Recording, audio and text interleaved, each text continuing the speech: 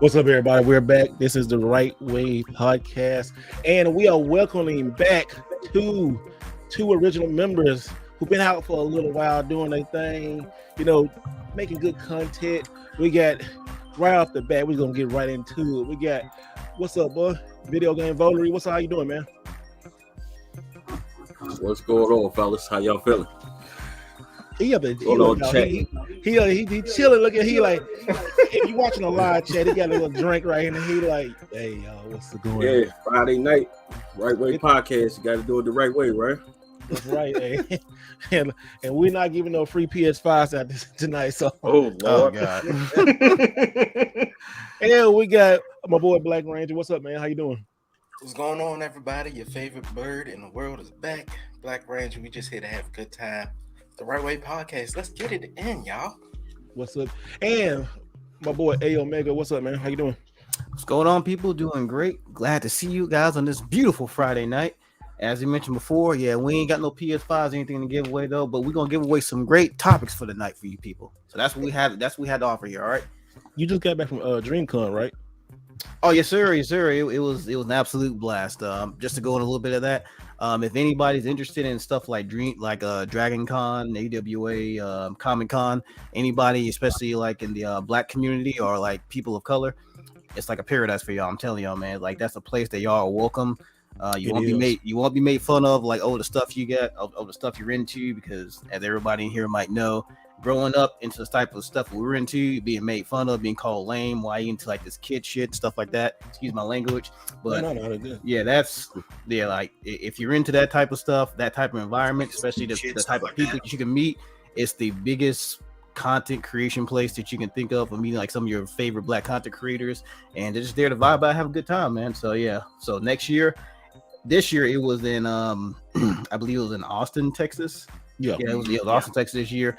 I'm not sure if they're going to be doing it at the same place next year, but for anybody who is interested, it's going to be pretty much in Texas again next year. Not sure what part of Texas, but I hope it's in Dallas, because I hope it's in Dallas. I really wanted to go, man, but I've been like this year, as y'all know, I've been like on the road a lot of places, and I was like, man, time, money, hotel, all that kind of stuff adds up, But it's good to see that. I definitely want to make a DreamCon one year. It's really nice.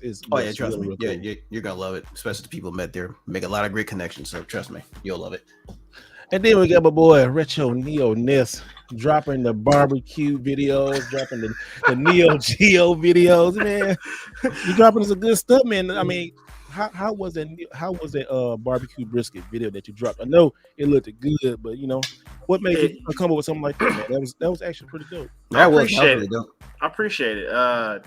I've been busting out barbecue on the smoker for the last 3 years, and had some people like, man, you should make some YouTube content on it. And I'm like, well, I got a gaming content. And I was like, you know what? Let me try something different and do two things that I love a lot of, video games and then barbecue. So that brisket did not last the day. It was gone. I didn't get no leftovers. I was hella upset. That's the second brisket in the last 3 months that I didn't get any leftovers. Yep. Smoked a 16-pound brisket on my birthday, and I got a piece of brisket. On my birthday. He got a piece of something that he smoked. Yeah, exactly. Sometimes life ain't fair, bro. I understand that. So, bro, I'm glad folks liked it. So I got some more barbecue videos, gaming videos coming soon. So. That's a really good thing, man. Like the barbecue stuff that you got going on, it looked really like bro. I can cook, but I can't smoke and barbecue like that. That's like my brother got them skills, and then I saw that. I said, "Hey, man," he was like tearing the meat up like that. Hey, can I interject for a sec? Hey, I think Steve already probably brought this idea up to you before, Neo. But the new Castlevania show that's coming on Netflix next month, you should probably do the idea that he suggested in honor of that coming out. Don't say it, but because I got it. Yeah, don't tell. Yeah, I'm hit you up at the stream. Yeah. That should be good though, man. That'd be good timing though. Hey, sir. Like we'll talk about that, but just you get the gist of it. That's good. Because everybody can't cook. A lot of folks can't cook. Some folks Good can't point. cook a hamburger. You can't cook a hamburger, man. I don't know. I'm I hope everybody can I'm cook my it. own worst critic. So like I'll taste my food. I'm like, this is trash. And everybody's like, oh man, this was good. I'm like, no, you ain't got to make me feel good. I want constructive criticism. It's trash. Like, nah, this is really good. I'm like, all right. I'll take your trash because if you talk me to the trash, I go ahead. Hey, I live like what about an hour? I come get it. I come wrap it up with some tinfoil, boy. We like go like this. Why that was tinfoil, boy? You know, black folks love tinfoil. One man's trash, another man's treasure. Like shit, if you ain't eating that, that's shit, free food. Shit, we don't waste nothing in this household. Boy. Heck nah, I guarantee you won't have no leftovers. You bring it over here. Yeah, there you go. That's No. you take what you can get, bro. So, hey guys, we haven't had video game voter and Black Ranger on the podcast for a little while. But what y'all been doing, man? What y'all been up to? Tell everybody what y'all been doing. Well, go first, Black.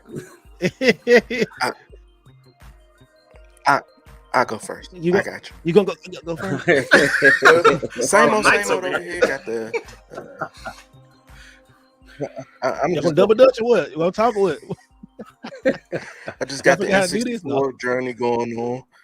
You know, trying to get all these N64 games and just having a good time, taking care of baby girl, mixing up these Yeah, drinks, she is. having a good time. It's been so busy, I ain't even got to hook up with VGV in like 2-3 months, and we only 30-45 minutes away from each other. So, but we got some stuff planned to come out. So, yeah, That's good. sir. it's about to get What's real. up, man? The blur We is got- back. I just say that. And I was gonna say we got Mr. E Starland up in the corner right here with the new setup right there. Look at him. They got like if y'all want to know his history about his arcade one cabinets, he'll tell y'all about it. But that man, boy, he started a fire on Facebook one day and happily won and got all these arcade cabinets. But speaking of arcade wonder, before you tell everybody what you've been doing, man, y'all see the new arcade wonder stuff coming out? I mean, I'm not a big fan of the stuff, but it's like, and then now they got more Marvel vs. Street Fighter games, like whatever. But anyway, we'll talk about that, man. Foley, what you been doing, man? Man, just living life been lifing, like Black Ranger like to say. Still collecting the Wii.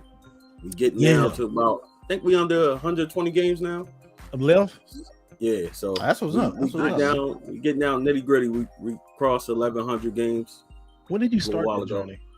So yeah, When did you start that journey? I started it about a little over a year ago now. Almost a whole year, and you flew through the whole Wii library. Yeah, that's fast as hell, man. Yes, yeah. How you keep track of like, this? I feel like if some things didn't take place, I probably would have been done if I was just kind of like overzealous. But of course, bills, family, kids, those things happen. You got to handle that stuff first. But I definitely made some progress. I think I made some quick progress. So What made you start that journey? I don't know. I was just kind of thinking when I finished the Wii U set, I wanted to do it again because I did enjoy just the journey of doing a complete collection and hunting down the games and stuff like that. And then I just wanted something differently. I wanted something different from what everybody else was doing. And my initial thought was, okay, there's a ton of shovelware on the Wii. This should not be that expensive. Yeah. So honestly, I thought about that, and that was kind of like my reasoning. I was like, I'm gonna go for it. I didn't want to do GameCube because when I started that was heating up. Wii U was already hot, so I thank God that I got that before that. Yeah, you did. You sure did. Yeah, so I never forget to. I was wrong making fun of you. Like, man, nobody doing an expensive game right now. I'm glad you did. I'm glad you didn't listen to me and bought that thing. Yeah, I wanted you to pay cheap. It's like 3-4 times the price of what I paid for it. Boy. Yep. I'm glad the game kind of settled down now, but man, that game was volatile for a while. Yeah, it was very much so. But y'all, so today's topics, we're not talking about no crazy content creators who just started rising in New York. We're gonna leave that alone for a little while. But what we are going to talk about is right off the bat, these Switch 2 rumors. We talked about this 2 weeks ago, and I was like, man, I don't believe this stuff. But now it's starting up again, and it might look like that the Switch 2 or whatever's going to be may come out, next year around this time, probably, maybe around this time. I was thinking maybe holiday. Some people was thinking like first, but I don't know. Yes, in Q2. So I don't know. And the rumors is it's going to launch, with a like bigger 8-inch LED screen, which Nintendo can do wonders with that. And then because so many different LED screens, and then a new Super Mario 3D game.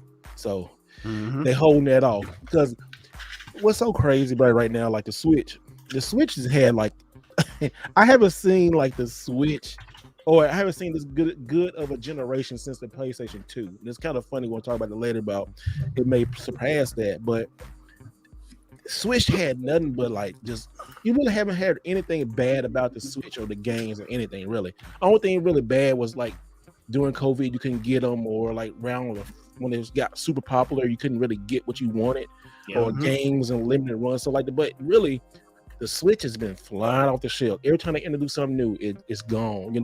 Now, supply has caught up. You still can get like limited edition Switches. You still can find the Pokemon one. You still can find the Zelda one. You still can find the Splatoon, and not the older ones like the Pokemon and all that kind of stuff. But it is really crazy. This 7 years, it was 6 years or 7 years. We're in the 7th year now, so by next March it will be officially 7. So yeah, you might as well say this is 7th year. Yeah, you're 7 years of the Switch, and honestly, I would like a new one, but I don't need one. I'll definitely take a new one, but I mean, it's great. It's really great. What do y'all think about these? Who want to start out talking about this? Ranger, what do you think about this new Switch? What do you think? This rumors? What do you think about the history of the Switch going on? What do you think? I mean, I know they said the dev kits have gone out, so that's showing a little hope. But they were talking about it, and I was like, well, yeah, they did have. If they do a Switch 2, it's gonna kind of remind me of them going from Wii, which had a S ton of sales, to Wii U, which was like a Wii U. And then it just like, that don't bomb. S ton of sales. The Wii U bomb, however, is so sought after now that it makes you think that even if they say, all right, well, it's just gonna be Switch 2, people gonna be like, well, let me get it now before I let it tank and then try to go get it later, and then all the prices skyrocket because I don't get it when it first come out. So I mean, Voter, the Nintendo World Champion, but the self-proclaimed way the Nintendo Switch World is selling Champion. now, I'm into a few things, but I'm looking forward to it. I mean, I'll actually be able to get another Switch now because mine still got the burnt back of my Switch. I still got my. You still have Switch. the original. You still have the original burnt one. Oh my god! I still got the I still got the original launch too. The OG one still got it. The thing still trucking along. Hey man, Nintendo's logic. If it ain't broke, don't fix it. I don't blame them in some regards. Yeah. No, it's not. It's not broke, but they just reprint it. Hey man, Nintendo World Champion, self-proclaimed. Oh. Like I say in wrestling, the self-proclaimed World Champion. yeah, man, I'm definitely excited. I was definitely excited to see the rumors heating up for some credible sources. And definitely, to piggyback off what Black Ranger was saying, it's definitely a thing that I learned with the initial launch of the Switch, which there was a whole story with that. Because I was kind of like, I'm not going to rush to get it, whatever. I'll get my hands on it. And then as it got closer, and I was just like, I want it. I'm going to try to get it. And then all the pre-sales are sold out, the whole thing. I ended up waiting at GameStop for like 7 hours. I got it. And, I've enjoyed it. I probably have owned every version of the Switch, including the Lite. Right now, I got the OLED, so I'm good with that. But, hopefully they just kind of expand on that. Better memory. Maybe not hold out on some of the details, like take 3 years to put Bluetooth. Like, it's like right away. But that's one of the things, like with Nintendo, very seldom do their consoles come out since probably like the NES, SNES, and the N64 do they come out right away, because Nintendo's very innovative. They think out the box. Never one system looks like the other. They do a whole lot, and it takes a little while to catch on. But one thing for sure, within a year or two, whether it bombs or not, it's definitely going to catch fire, and it's going to be hugely sought after. So if I were you, if you are a collector, not just a Nintendo collector like myself, you're a collector, I would get one. just because you know at some point it's going to have value. Mm-hmm. You know what, babe? When you said that, I definitely remember, and I'm so happy I got it. But remember when the NES Classic first released, and it caught everybody slipping, like sleeping Yeah, it and did. slipping. You know, I was like, I stood in line of GameStop, so I'm gonna get this, and then like the second batch kind of came out, and that was it. That was it for like a year, and I was Very like, difficult to find. I was like, what is going on? Like, I didn't realize it was gonna be that popular because like okay, NES cool. I sold a lot of my NES stuff. This would be great. It was a great mini console. I mean, probably the best one that anybody released. That and the Super Nintendo. Nintendo did it right, but I was like, wow. And then when the Super Nintendo one came out, then people was like, oh no, I ain't missing this one. And now ever since then, I think people started to wake up, to Nintendo's releases and stuff like that. Like, oh no, I don't want to miss this. I might. And I think that's really, to me, in my opinion, I think that's when it really like kind of just took off. Like when the classic came out. I remember to this day I was just standing in the GameStop line. It was like 9 people, and other people showed up. Like, and then like the second batch came out like 2 weeks later, and then after it was gone, I was like, oh my goodness, I should have got another one. Yeah, I was behind the 8 ball on that, and I ended up getting mine at PRGE that year. I got both of them there. Oh, did you? And that at the time, after that second batch came out, you couldn't find them. No. So the prices went up on them. I think they got up to like $150. So I happened to get mine for a decent price there, but I got both of mine at PRGE that year. You still got yours, don't you? Yes, sir.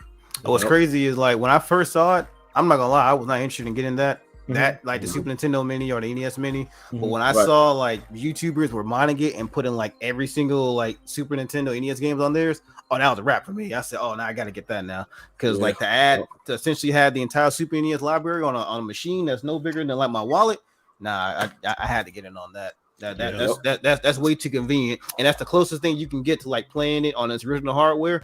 Yeah, so it was no brainer for me. Yeah, it was so perfect too, man. It was like that right console at the right time. It's like Nintendo said, "Here you go." Now if they did a 64, I know Ranger's gonna be on that joint. He first day boy. For sure. You know what? And also while we're talking about this, I remember Sega. This was about a week ago, but they were mentioning how they want to try to do a Sega Saturn Mini or Classic, but they were saying like there's like a lot of the code's long. It's like the code, and it's something about trying. They say if and when they were to do it, they want to do it right, and something about the code either being lost or being like kind of hard to like port over, because like I know everybody knows about what the stuff going on with the PS3 and how hard that is to emulate because the cell processors and stuff. But the Sega Saturn, I'm not sure if you guys are like it's like super into emulation like that. But if you try to emulate the PS3 or especially the Saturn, it's an ass to develop. It's an ass to mod those and like try to emulate those perfectly if you try to get it to work. So even it's on the Steam Deck. Yeah, that's rough. The only way you can do it, because I have my Saturn modded, you have to get one of those hard drive things, emo, whatever it's called, mode. You have to get a mode, or you have to get the other thing. Oh, like a mode switcher or something like that. You gotta get it's a mode. It's called mode. Let me look at MOD. I think it's mode. MOD. Let me see. But yeah, you got to get a mode for Saturn. Let me see. MOD Saturn. Mode for Saturn. No. It says, why not type in Starfield? We're gonna talk about that later, but because a Sega Saturn or a Sega Dreamcast Mini, those gonna sell out quick. Oh hell yeah! Especially a Dreamcast, like Dreamcast one, I'd be all over that. Yeah, it's a Terra Onion mode, multi-optical disc emulator. And it's for the Sega Saturn and the Dreamcast. Now the Dreamcast, easy, you can just burn a disc and put it in there, but the mode for the Saturn is just amazing. I had somebody put it in for me. Actually, Joe, who been on the podcast before, does all the arcade stuff. He put it in one for me. Bruh, that thing works perfect. Works so good. Fun fact: I still have a burned copy of Street Fighter Alpha 3.0 on Dreamcast. I got that back from high school. I still have that joint. I still have got a legit mine. copy. Hold on. I have a legit copy, but I'm like, I just couldn't let go of it. Man, that 03 was good. Man. Then they had like the arcades, because Japan had all the like special releases. Like they had like Pepper and then they had like some little like battle something online thing. It was like 3 or 4 versions they released, and I was there when they was releasing them. I was like, oh, it's so good. Like, but that Dreamcast was loud as heck. Oh my goodness, so loud. I've had this since 2000. I've had this since 2001. A good friend of mine. Well, he's a friend of my older brother's, but he also was really known for like copying discs of like games and stuff like that. He ported games and copied games, but I've had this since like 2001, 2002. That joint is on a regular music CD. Hold on. There we go. See that? Wow. This is a Vibram CDR 700 megabytes. Yep, that whole game is on this. Yes, And and little music CD. that's the reason why Dreamcast failed, because the copyright protection on it was just horrible. I mean, people were breaking it. Once you found out like, oh, you can copy Dreamcast games, it was over. Oh yeah, all you needed was that straight. one. Yep, all you needed was that one buddy like who rented the games and who had like a good CD burner. Yeah. that could rip the game file on the PC and copy the music CD. That was it. Yeah. It was straight was it. Napster back in the day. Oh yeah. Well, you ain't lying. Napster. You ain't lying. Napster. Man, Napster. I remember downloading Dragon Ball Z. What was that? It was a FMV. You know, the music video deal with Oh yeah. what was that? Everybody played. It was Final bout. no. It was no. It was a music video, right? Music video somebody made, but it was with God. the one where had a freezer and I mean cooler and drag and cooler. It wasn't the one with Linkin Park, was it? Yeah, that's that's what I was about to right. say. It was Linkin Park. Linkin Yeah, Park, it yeah. was Linkin Park. That Linkin Park one. That one was fire. Like That went they hard. did thing with that one. That They went did hard. real good. I was like, who made this? It was like so perfect for everything. So perfect. I was like, yeah.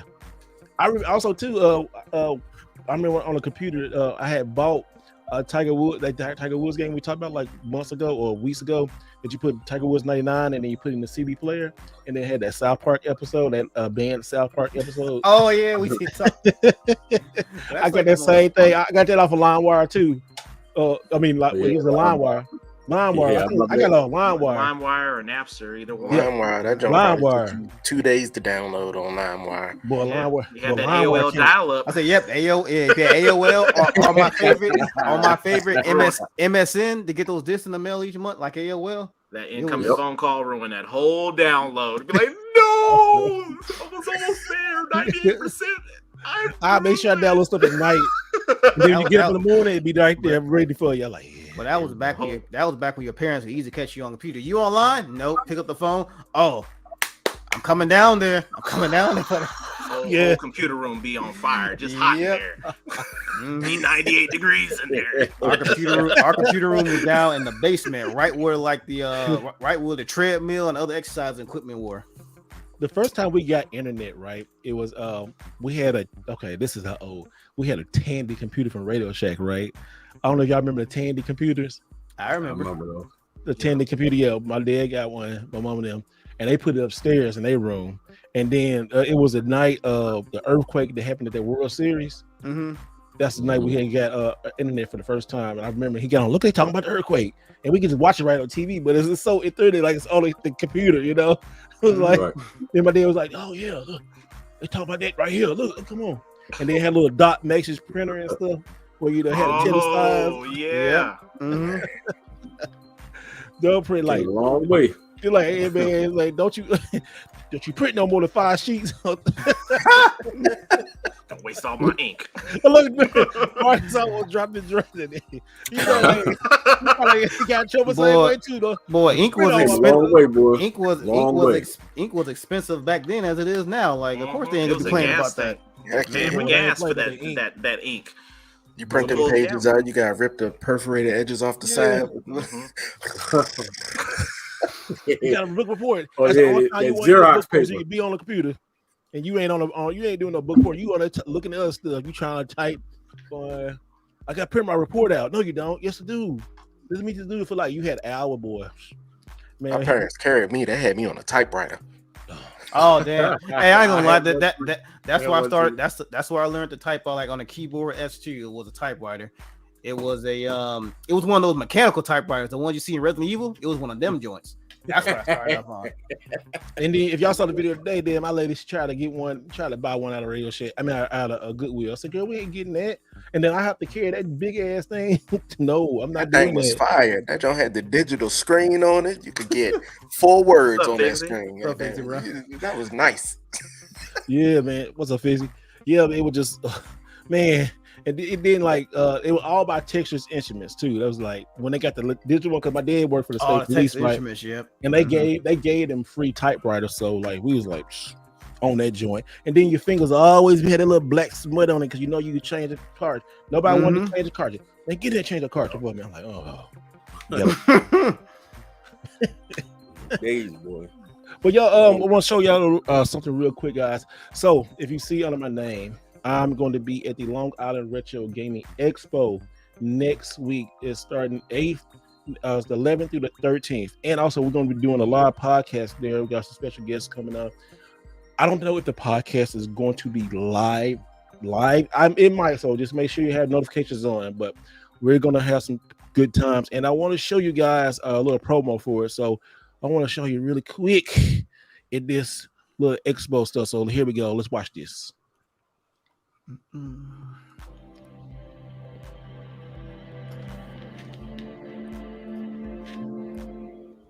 Oh, they do cosplay there too? That's what's up.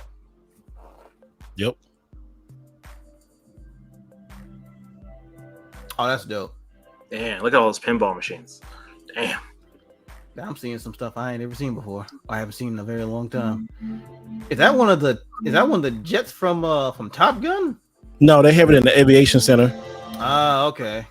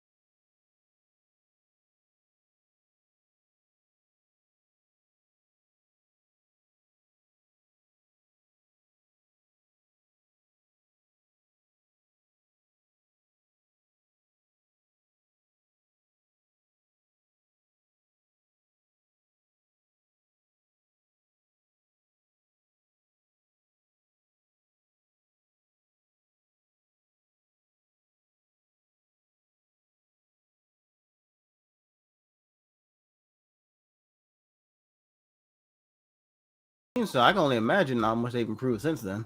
Yeah, so yeah, guys. So we gonna definitely gonna be there next week. If you're in the area, come out and hit your boy up. I say because I'm in New York, I don't have no PS5s for you.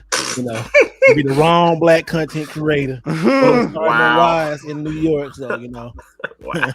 it will be safe to come out. Don't be scared. Hey, you'll be far away from Times Square, so you should be good, bro. You should be good. Oh, it's gonna be far away from Times Square, but yeah, it's gonna be a really good time.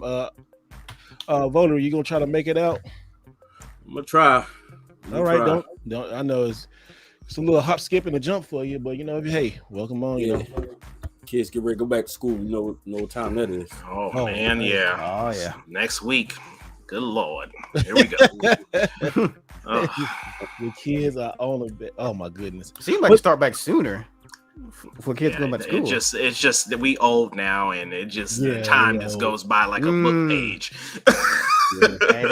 Hey, that's the best analogy I heard, bro. I'm like, damn. I'm like, what wasn't it? Didn't we just start summer? Why are we going back to school already? I remember summer used to last forever. Those endless summers, bro. Yeah, man, you ain't lying. When responsibilities in life hit you, then you're like, oh man, it's just another day. Well, Miguel said that probably making sure to cool a girl every 10 seconds. Yeah, make sure we show up. That's funny. Yeah, They knew what they was doing. they was definitely giving booth babe girl energy from like E3. Yeah. I definitely saw some of that. Ain't no wrong with that. I mean, some TNA every now and then. I mean, We know you like that, man. Come on, we know you like. Don't show it on stream. Hey, Don't give me. hey, look, hey, Street. I have no idea what this man is talking about. I am in good Samaritan. Don't get me demonetized. I am soon to be married. I don't know what he's talking about. Right, bro? Soon to be married. Your fiance bought it for you. He over there like Wayne Brady. You like, man, what the? All right, I gotta cut my camera off. Man, I'm good, bro. Oh my goodness. Okay, it's a good topic. I got a topic that a lot of people don't talk about, but since we all collectors, and I kind of want to talk about this. I talked to a couple of members of the podcast about this, but what would you do if you was out game hunting and you found a holy grail that was worth money? I'm not talking about like hundreds of dollars. I'm talking about like thousands of dollars of a game, right? But you knew that your homie needed that game or was looking for that game. What would you do?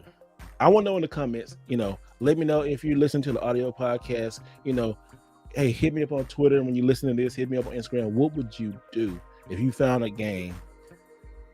It's really hard too, because like, first of all, if I found a game, we was talking about one example, and we know Retro Neo Ness, he loves Neo Geo games. It's a Neo Geo game right now for sale for $300,000, like the most exclusive game out there. What is it called again, Ness? Kazuna Tag Encounter. Okay, Kazuna Tag Encounter. Super rare game, and it's hard. It's a lot of fakes out there, but it's really hard. If you found an authentic one, we were talking today. We found an authentic one where they had like a Kmart sticker or receipt, Sears receipt, Toys R Us receipt, something like that, still in perfect condition. And I like, man, I would have to talk to my boy about this because like that'd be some serious money. Because like, yes, I know he's looking for it, but like, I don't want money to come between our friendship, and that would be so difficult. That would be difficult, because it'd be easy. Like, say we found like a $100 game, that'd be easy. That's something easy. But when it comes to some serious money like that, what would you do? Because that would be like, I talked to Marcus about it. What if what would you find like Clay Fighter, and look at it like Black Ranger, like, oh, sculptor's cut, and I knew Black Ranger needed it, but I had to have a talk to my boy, like, man, I found this. What are we gonna do? He said, "What we gonna do?" he said that was a problem. Like, I found it, but I don't know what we're gonna do, man. What you mean? I don't know what we're gonna do. I'm not gonna lie. Like, I'll feel some type of way if I found one of y'all found something like and just like, oh, I'm gonna sell this real quick. But y'all know I needed it, but I could be mad because you went out there and worked hard and found that. I was like, man, can I give you something for it? But I can't give you what is a sculpture clip right now? We're like $3,000 or $2,000? What is $1,000? It's about two. About $2,000. Yeah. Oh my goodness. So whoever want to take it first, let's talk. I'll take it first. All right. Just because I've had this conversation with one of my buddies, Zelda Hat Guy, and he has a complete NES set minus stadium events. Okay. So the question's always been like, hey, if I ran across the stadium events in the wild, I hit the lottery for the day, because I mean those sell anywhere in the range from 15 to 20 grand on a good day. And I'm like, damn, that's a lot of money. That's a whole lot of money. But I'm like, I know he needs that to complete his collection, because his collection, he's always said, like, in the back of his mind, it's not complete because he doesn't have that game. And yeah, he could go out and buy a PAL version, but it's still not a US completion, right? It's not that collector's complete. Exactly. Like, I've done it, Me personally, like, I would love to have it in my collection, but it's not something I'm going for. So if I knew he needed it, and I would definitely pass it over to him. If it was something that didn't cost me anything, like let's say I found it at a garage sale or a thrift store and they didn't price it right or whatever. Yeah. And I paid $10-15 for it. Here, dude, it's yours. Yeah. That's good. But that's just the kind of relationship that him and I have, right? We've been homies for over 15 years, so it's just we've been through the trenches, right? So if it's a brand new friend, right? If it's a friend that you've known maybe for a year or two, then that's a different conversation. Like like you and I had that conversation. Like, well, Ness, what would you do if I found this? I'm like no cap. I would liquidate my entire collection outside of Neo Geo. Neo Geo right here in the middle is going to stay. But like, I'm willing to trade everything else I have in my arsenal for that game. Yeah. Because I know I can get the rest of this back. The Neo Geo stuff, not so much. Look what Fizzy said. I said the same thing. Remember we was talking about today? He said, I will offer to you cheaper or with a payment plan. PayPal for man, as long as there ain't no interest rates, there's enough of that going on. They're paying for it. But that could be another thing, because I've seen relationships blow up over money in games. You know? Yes. It has to be, like I said, that's a good thing you said. I'm hitting the mic, sorry. Good thing you said, like, what's the relation? How's the relationship? How long the relationship? You know, and what's the gap of the money thing? Because that's some serious. You know, everybody here got family. Everybody got something to take care of, and it's like, ooh, that would be like some soul searching to have to be talking about. Really, I wouldn't know what to do if.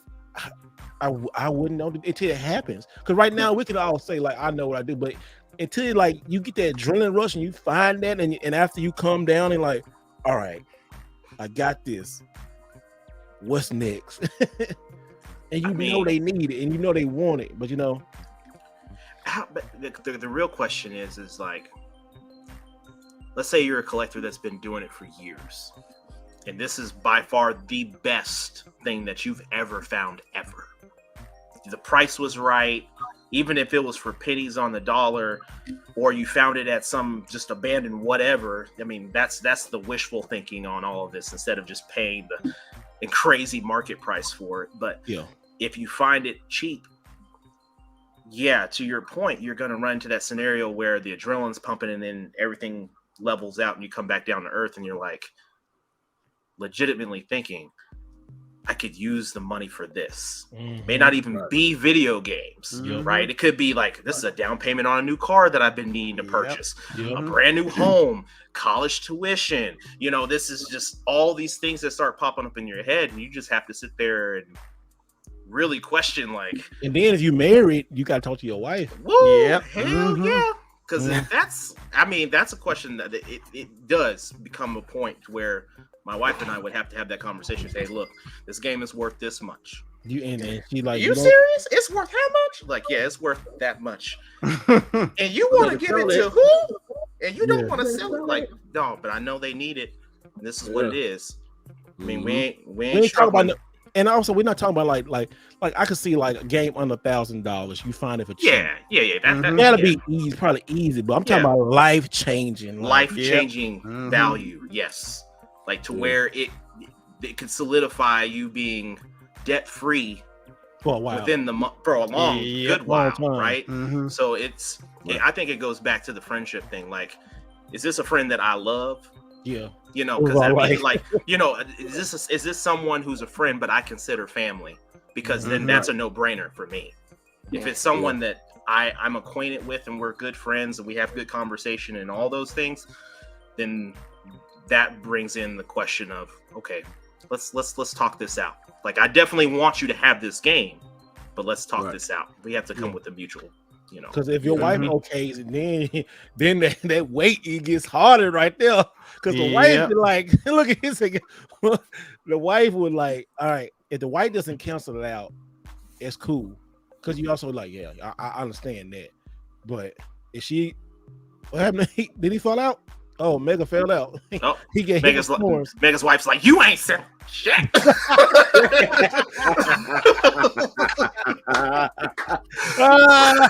happened?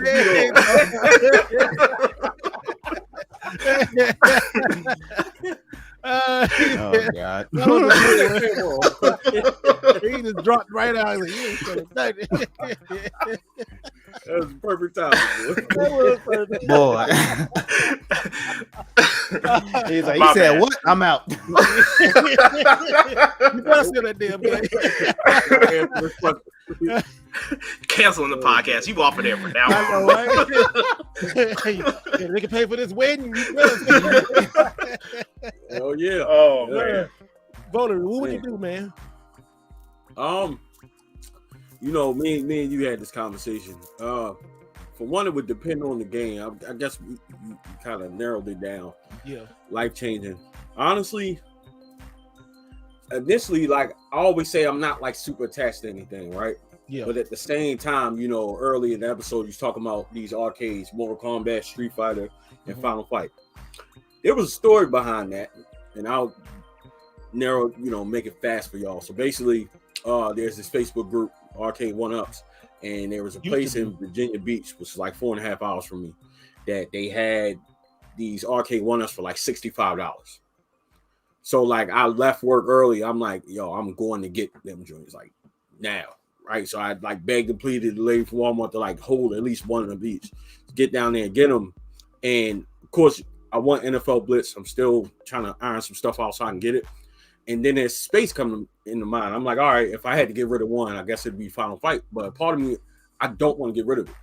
So it really just kind of depends on the situation, who it is. But I guess in terms of selling to a friend, I would definitely try to sell it to them at a deep discount, and I would expect my friend to understand the situation.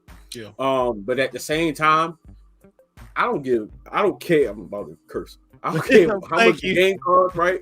Yeah. What I would definitely do, I would like have my content, take a picture with it. But if it's like stadium events or something, well, it's gone. I'm taking that picture. I had it, but that's gone. He's like, I had it. No database. It's not even a question though. Yeah. Like I don't even think about it. It's going somewhere for a significant amount of money. You know what I'm saying? But I would definitely be like, hey man, I got this. You know, what can we figure out? What can we legit figure out where it don't mess our friendship up? We come up with a payment plan. Bro, I need that $100 every week or whatever. Yeah, he's like, He's like, you need $400 a week, like I mean a month. Right. Like, Or damn. like if I was able to find like a big sale, I'd be like, here, you know, take this amount, like just to help out the rest of your collection. But I definitely understand, like what Ness was saying, that had that one game. I would definitely, if it came down to something like that, I would definitely want to try to be a part of that.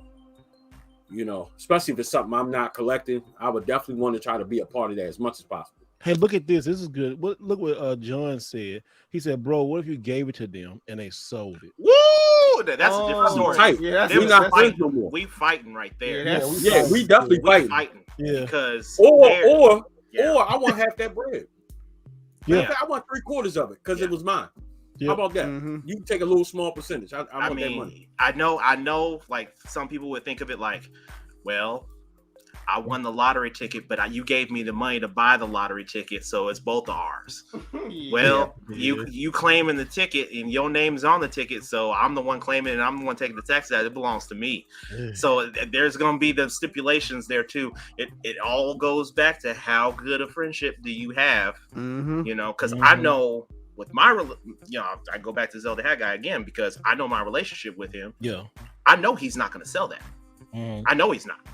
But if he did, he had to. Like I had my situation. If he had to, he probably would come and talk to you. If it's like life circumstances or stipulation, then I can understand. Like you would lose your house or stuff like that, lose your job. I mean that's life. That's understandable. Right. Yeah. Completely understandable. At least come to me first and be like, "Yo, man, I lost my job. This is whoop de whoop. This is what happened, bro. You need the money. Why don't you let me buy that up off you, so we can keep it." You know, in the collection. Keep it in the collection, and then when you get back up on your feet, then you can buy it back from me. That would be pretty decent thing. Man, that's like a good point too. Yeah, that's a very good point to discuss stipulations like that because technically, you know, he is right. You gave it to me, you know what I'm saying? But it should be, you know, you will hope it's a conversation. You really can't tell him what to do. So I mean, that's a good point. You know, definitely a good point to probably discuss some stipulations. Look, if you decide to sell it, check with me first to see if I want it back. Yeah, at least. Yep. Good point. Let me be your first option for buying it, at least. Exactly. Yeah. You know. Yeah. And it's easy to say that too because the games I when I sold myself my collection, right? I never sold anything that somebody gave to me, but it wasn't like no life-changing valuable game. It was just like some, like some maybe, highs maybe $50 game that somebody got cheaper, but they wanted to gift it to me or something like that. And I appreciate it. It was really good. And I would never sell something like that. But like life-changing, like stadium events or something like that, or just like, ooh, some stuff, man. It just that it don't worry me, but it's just like I know that's a possible situation in what we do. That's any one of us can like strike gold and like, oh my gosh, I found this, and oh, I need this, or I can say this: we don't really never need it, but we would like to have it in our collection. It's never a need. I want to say need. I want to say like we have it in our collection because, I mean, we can't take nothing with us, but just owning that for while we here, it's people like those goals. People like having nice collection pieces in their collection. Why we do this, because it's it brings us joy, peace, happiness. Ranger, what you think, man? You've been kind of quiet on it. What you think? Yeah. Initially, I'd be like, yeah, man. I mean, I gotta hook my boy up. But when you talk about life altering, like some 15, 20 stacks, we gonna have to broker a deal. Like, I'm going to tell you second, because like Ness said, tell the wife, like, hey, look, I just got this for $7. It's worth like 14,000. Like, like, well, go ahead and sell it. Ain't no black woman turn down no money. No woman turn down no money. No way, you're right. Ain't no woman turn down no money. Ain't no woman turn down no woman. Especially like at all. But I'd be like, I got this person that needs it to complete their set, complete their collection. She knows how we all collect. She knows I'm going for a complete N64. So if she knows I'm with somebody who's going for a complete set of something, I'm like, they need this. There's no chance they're gonna find this anywhere else. Like, I want to get it to them, not for free. Like, we're gonna work something out. We're gonna work something out, but it's not gonna be, I'm not about to be like, well, look, price chart and say it's 14. So if you give me $13.50, you know what I'm saying? Like, wow. he hit him with the Walmart discount. The price isn't $49.99. It's $49.98. Mind you, we just marked that shit up yesterday. Hey, you know what I'm saying? Like, I'm gonna definitely look to hook them up and not completely break their pockets. Yeah. But we gonna. It depends on the game. And the person, like you said, the relationship we got. But knowing anybody who's going for it, that's just going to depend on the price I'm going to sell it to them for or offer it to them. So, and if they don't want to get it for that price, then we're going to have to go to the eBay, Facebook Marketplace. Somebody going to buy it. Let me ask you this question. All right. Would you sell it to your friend for a third or half of what you could potentially get on the market to a friend? It would depend on the life situation that we're in now. If I'm well off and I don't need it, I would talk to them. But if I'm somewhere like we got some bills and me and the wife got to clear out, which I don't have one right now. I ain't like somebody else is jumping into a new relationship. I mean, marriages, but we can say that for another day. But hey, yo. I knew that pop voter. I knew he'd pop here. He's like, yo, look, I knew that pop here. Hey, yo, come on. I knew that pop here. We're gonna dance on the couch on that one. Look, he cut his mic. He cut his teeth. I better. He got cut off again. We got another one. Just got cut off. You ain't selling jack. You ain't selling jack. Listen, man. On that one, like. Let me stop. But anyway, I see you doing that hip hop hair dance. Yeah, the hip hop hair. Yeah, he's been doing everybody do the hip hop hair. Anyway, no, it would really depend on like where you at in life, because like if I ain't got no bills and stuff like that, but like you say, if I'm about to buy a house or something or a new car or something like that, or can wipe out a debt of the car, I probably would like. I ain't say 1/3, but maybe 2/3, maybe. Like it'd be a good discount, but I wouldn't like try to break his pockets and nothing like that. And he's like, well, yeah, I would like to buy it, understand.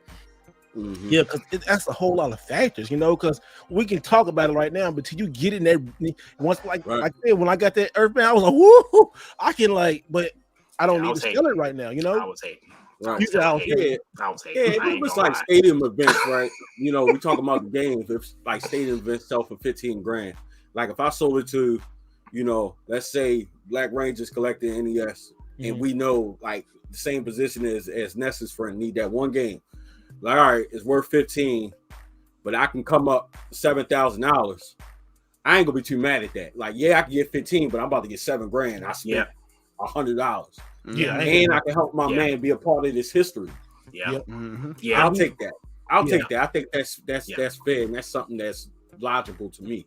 Despite the situation, I thank God that I don't have anything that's like too drastic as far as bills and stuff that have me in a pinch that bad. Yeah, but yeah, I would definitely consider doing something like that, and I think that's one of the reasons that knowing in my area they send all the video games out to certain other Goodwills and stuff like that. That's one reason that I do stop and check thrift stores, because I think that as collectors we all dream of that day of finding that game. Yeah, and the feeling of that, that's one reason. Like I'm like, all right, I don't feel like stopping. Ain't gonna be nothing in there, but it's a weekly dream. The day that you don't want to stop and you stop, it always be like that's how it is at garage sale. The day you don't go to garage sale and you don't stop at that garage sale, you be like, you find like a mother load. You be like, what? That happened to me and this guy's. Oh, it was right where he took it from me. How? What he took it from me. He was in my neck of the woods, and he went to movie trading company and all them NES games in the box the one day. Oh yeah, I remember that. I said I'm not going because they don't ever have anything in there, and I said I'm not going. I passed it up, and literally, I forgot about that. That following day, he dropped the video. Oh, look what I found! I'm like, hey, you got me back with no PS2 games, so hey, forget that, son. They weren't even that good. Man. You got an NES game. Oh man, I'm so sorry about that. I didn't even know. I know that was like, because I saw that like. It had like all them NES games, yes, like Mario 1 in the box and all that. Oh my goodness! And I use them. Those games made some good trades, though. I bet they did. They made some good trades. They would have been good in my collection. I kind of still wish I kind of had it, but I'm not a big NES guy no more. So it's like, I didn't need it. But if I found that today and we was I would probably hand them over to like, hey man, look, this is man, let's trade some stuff like that, So now I make it a habit. Like even if I'm not even out hunting, but I'm by a Goodwill, like my wife's like, hey, we're out and about. The Goodwill's right there. Do you want to go? I'm like, oh, I love you so much. You have no idea. Because she knows. Because it takes that one time where you miss out. And someone finds it's either someone on YouTube's gonna post about it or somebody on Facebook is gonna post about it, like, look what I found at Goodwill. I'm like, I know exactly what Goodwill they were at because I was just there and I didn't stop in. Now I kind of I had to mix my finds up. I tell y'all where I found it, but anywhere else now I have to kind of mix it up a little bit or put it in a different area because people know now. For me going so much, and like, oh man. Yeah, I know all the landscape of your Goodwills. I know all. Yeah. I'm like, I know where that one's at. I know where that one's at. I know where the section. Yeah, I know exactly. I can tell by the tiles on the floor. Like that's I know exactly where you at. Yeah. Your video with your girl earlier, like the long line. I was like, oh, I definitely know that Goodwill very well. Oh yeah, man, they get on my nerves so bad that I was like, oh man, they just had one person up there checking. I'm like, what are y'all doing? You got 20 people in line waiting to check out. Why y'all got one person on the register? I don't get that. I don't either. I don't. That made me so mad. But it was good. That was a good video. It was. You getting out tomorrow, so I might see you tomorrow. So we getting out early too. So hey, I'm gonna be out there. Yeah. Real quick before we move on, Mr. Wright, what I would call a particular situation. I came to visit you in Dallas. We had a video on it. If you didn't see it, go to Mr. Wright channel and go check that video. That was like 2 years ago. You better shut up. About 2 years, But 2 years ago, if you guys recall, There was a certain game that got very, very expensive. What was Right? NCAA football 2014, right? 2014. You mean 14? Wasn't that 2014? 14. It's 14. Game 2014. Oh, 2014. Okay, yeah. Yeah, 2014 NCAA football, right? I recall this brother picking me up, my brother. You know what I'm saying? He said, "Hey man, look at that bag. Not one, but 2 copies of NCAA."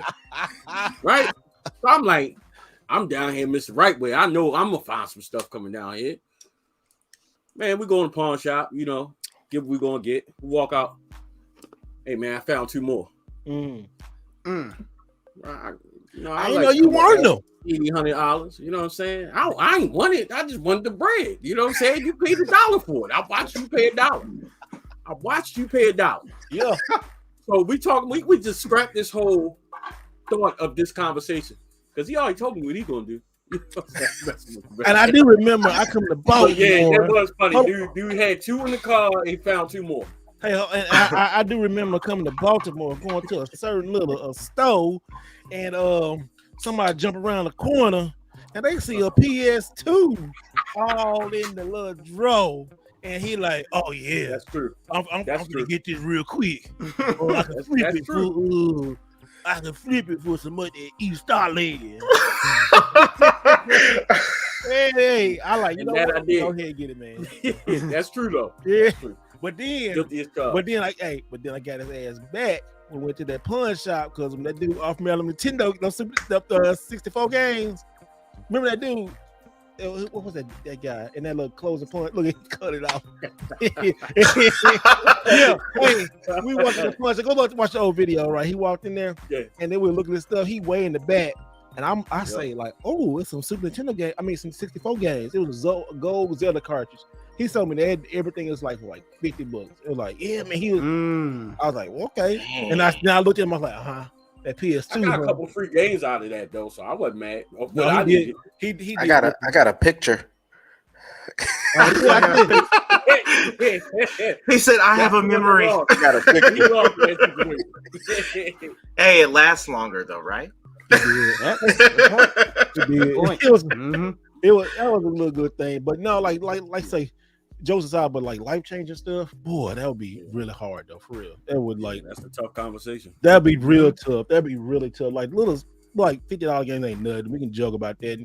I mean the competition on that, we gonna like, oh, okay, yeah, you got, I hate you, you know, but like life changing stuff, like, whoo, yeah. I mean, I don't even want to have that conversation. I mean, it'd be difficult because we gonna say we found it. We all got challenged doing stuff. We gonna like, man, because that's content right there. People gonna want to see that. So that's content on once, but ooh, I want to be too excited. I have to talk about it. Yeah, I would want to talk about it. I would want to share that with fellow collectors. Be like, yo, it's possible. You can do this if you continue the grind and you continue searching and you keep going out there and you're looking.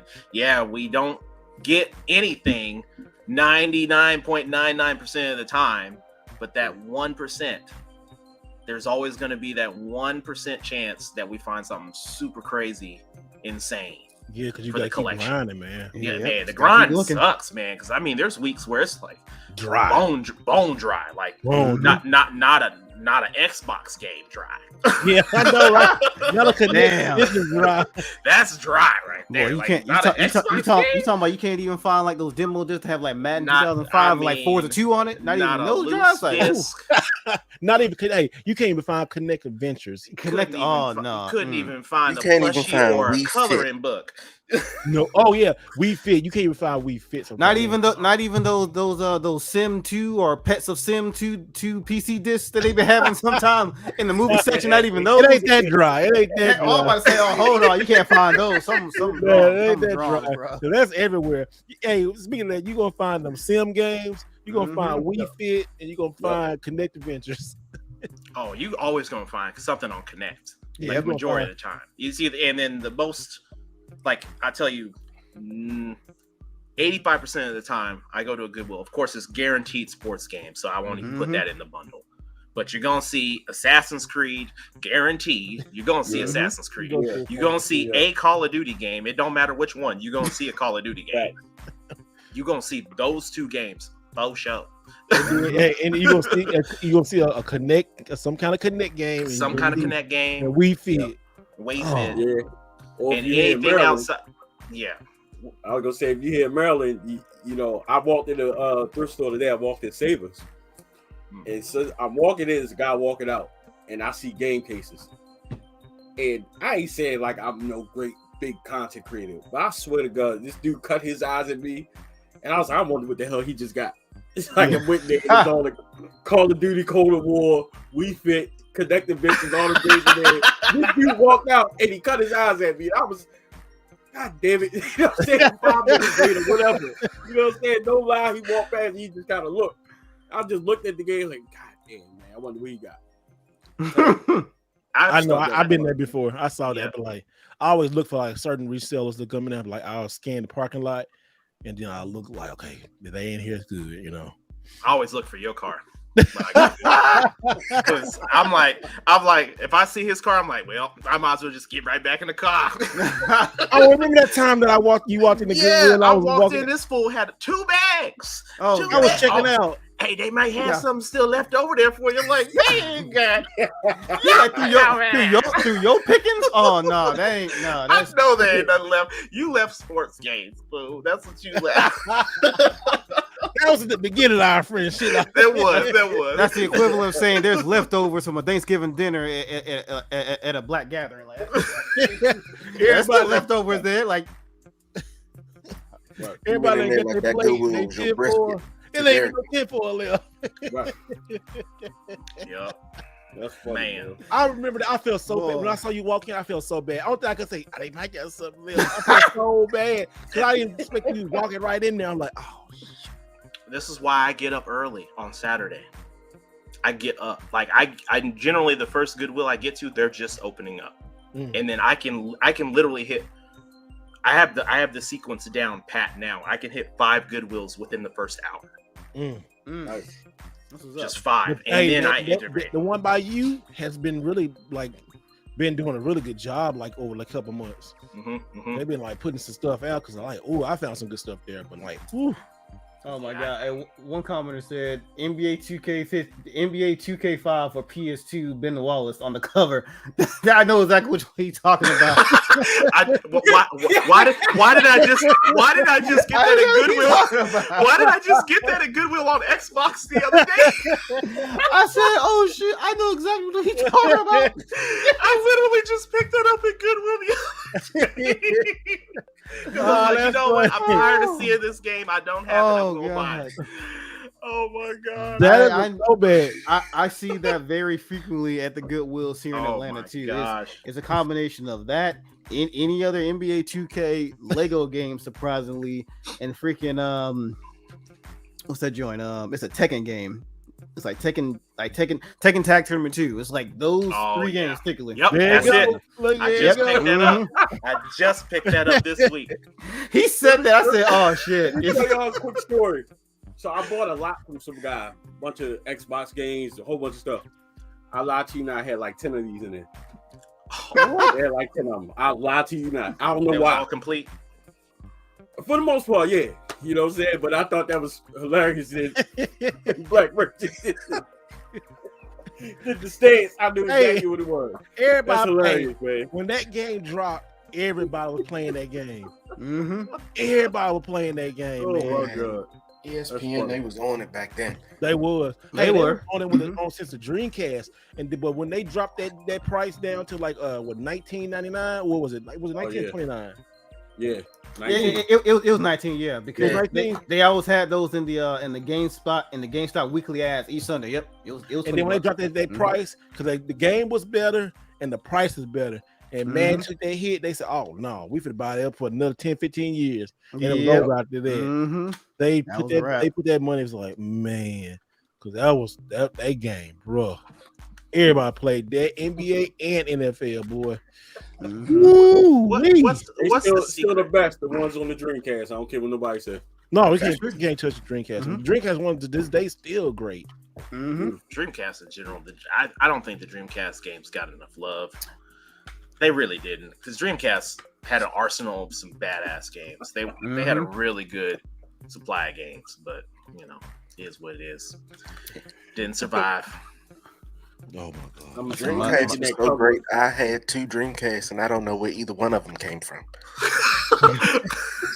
What? How you have 2 and you don't know where they came from? When I moved in this house and started pulling out my stuff, when I set this up, I was like, "Oh, my Dreamcast shit."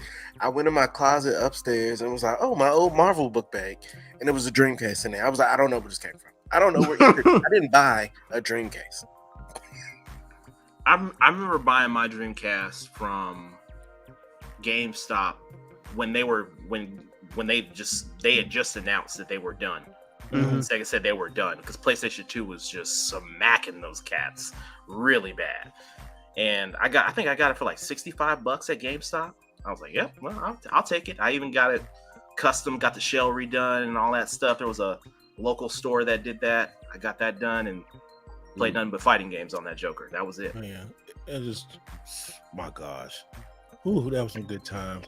Man, All right, y'all, let's transition real quick into another subject. We're talking about poor old Starfield. Nobody's talking about Starfield. This game that I already ordered, the limited edition for whatever, how much that joint coming out. Shoot, it comes out next month. And hold on, sorry for anybody who was wearing headphones. Starfield and Spider-Man come out next month. Well, the console comes out next month. Oh Jesus! But anyway, nobody's talking about poor Starfield. What's going on, y'all? Somebody tell me. Mega, this is usually your thing. What's going on? That's an interesting question. Like, I don't even know what's going on from like the posts and how everything going on with like the Twitter streets and everything I've been reading because the game comes out. Hold on, let me pull this up real quick. The 6th. It comes out on the 6th. Okay, so Starfield comes out the 6th, right? That is a month and 2 days away. Now, typically for games of this magnitude, by of course the greatest snake oil salesman in gaming history, Todd Howard himself. Games of this magnitude, games that are similar to things like Skyrim, everybody knows that. Fallout, everybody knows those games. There's typically a huge marketing machine that goes into it, typically when it's announced all the way until when it comes out. Because when Fallout 4 came out, it was announced in May. I specifically remember this. Fallout 4 was announced in May 6th of 2015. When E3 came around the following month, it was nothing but Fallout 4 stuff. So from that time, they fully announced it from June like 16 or something like that, all the way until November 12th. And when it came out that following year, nothing but Fallout stuff. They did a mini game for like your cell phone, like called Fallout Shelter. They had a collection editions. They had an entire press conference. They showed the game front end and back. You essentially knew what you was getting. Like when they show Fallout 4, that was like for a whole 6 or 7 months, however long that was. But for Starfield, they're saying this is one of their newest IPs. First, we ain't getting no gameplay trailer. They ain't getting no hands-on showing or any of that things. Gamecom for in Europe, that's like the European version of what E3 was when we still had E3. They're not showing it off there. Nobody's gonna get any type of behind the closed door like showing, unveiling, any of that stuff. So it's weird that a game like this of this magnitude by someone as prestigious as Bethesda Software ain't getting the press they usually do. Because if this was any other game, like any Elder Scrolls or Fallout, you would have been hearing about this nonstop until it came out. Like the earliest they would have announced it. So what now? Do you think the showcase?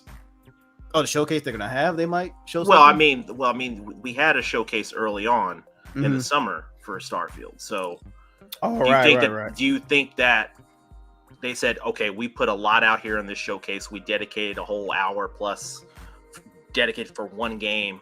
Is this enough information for the crowd to be wowed and awed? Now, I do get the marketing piece behind it. Like, you don't see any commercials or anything like that. You don't see a lot of publicity and ads for the game, which is really odd. I'm inclined to think that they're going to push the game back. Right. Because you was actually mentioning that a little while ago. Because the biggest crux that I've been seeing and just how people have been talking about it, there's like zero marketing behind it. That's like the biggest issue that people are having with it. Because to what you said, that demonstration or that presentation they had about a month or some change ago, that was extensive. But when you look at it outside of that, you haven't been seeing anything in terms of like online advertisement, YouTube, because YouTube that would be the first place you would see stuff like that. It'll be Starfield this, Starfield that. You'll be seeing like banners and posters over GameStop. I guarantee y'all go to any GameStop this coming up Sunday. Yeah, because Sundays that's when they typically release their new weekly ad. You ain't gonna see nothing about Starfield, and that's the issue. We're not seeing anything about that. Now, granted, like you were saying, there could be a possibility that it's probably pushed back.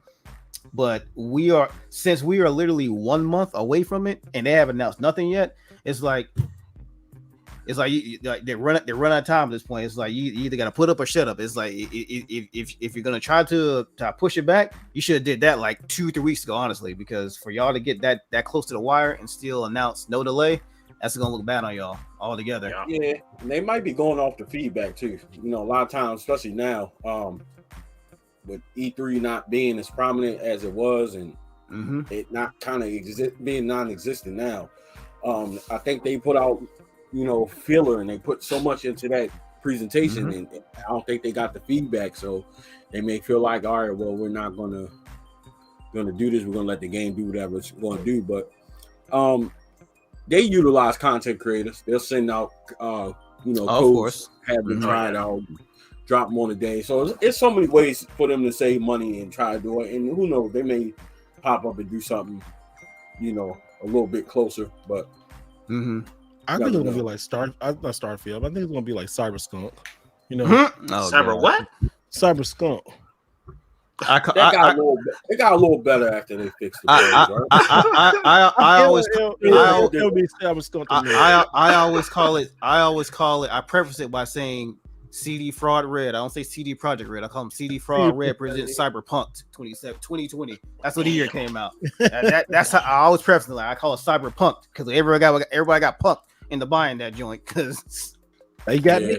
I bought the Xbox Series X, that Cyberskunk edition. Boy, I bought 2 of those limited edition statues, the collector's editions, the ones with like $250. Took both of them joints back when I found them came out. Yep.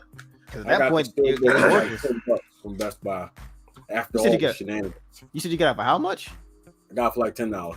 I can believe it. I've seen it. That was like a month after. Because you remember that they were giving out refunds, which was deserving. You know what I'm saying? I'm pretty sure they worked out the kinks, but they didn't get it before they released it, and it was just a bad look. I specifically remember Best Buy. If you were one of those whatever the rewards member was, they was offering that for $5. Yeah, like 4 to 5 months after it came out, it was like $5. Well, at least we're gonna get a watch.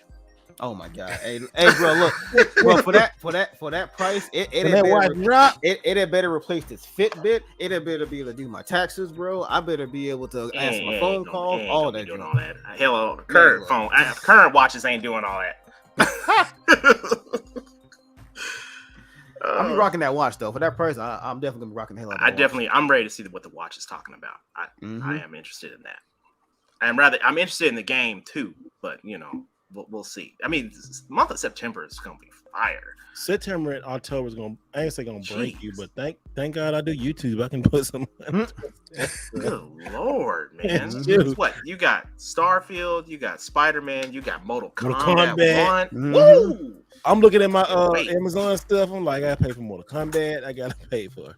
I don't have to pay for Spider-Man, but I just want them plates, and so. And I might just, I might switch out my, I might sell my original PS5 and get the credit on that, and then get the new Spider-Man upgrade. That's what I might do. What you got? Normally when they at the releases, they do like a little extra credit. That might be a good look.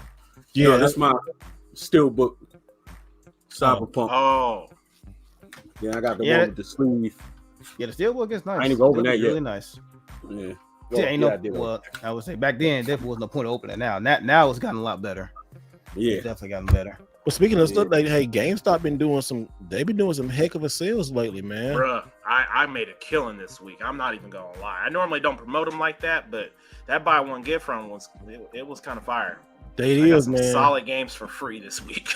You saw when I got that Pokemon XD. I was like, dang! I swear my GameStops don't have anything retro.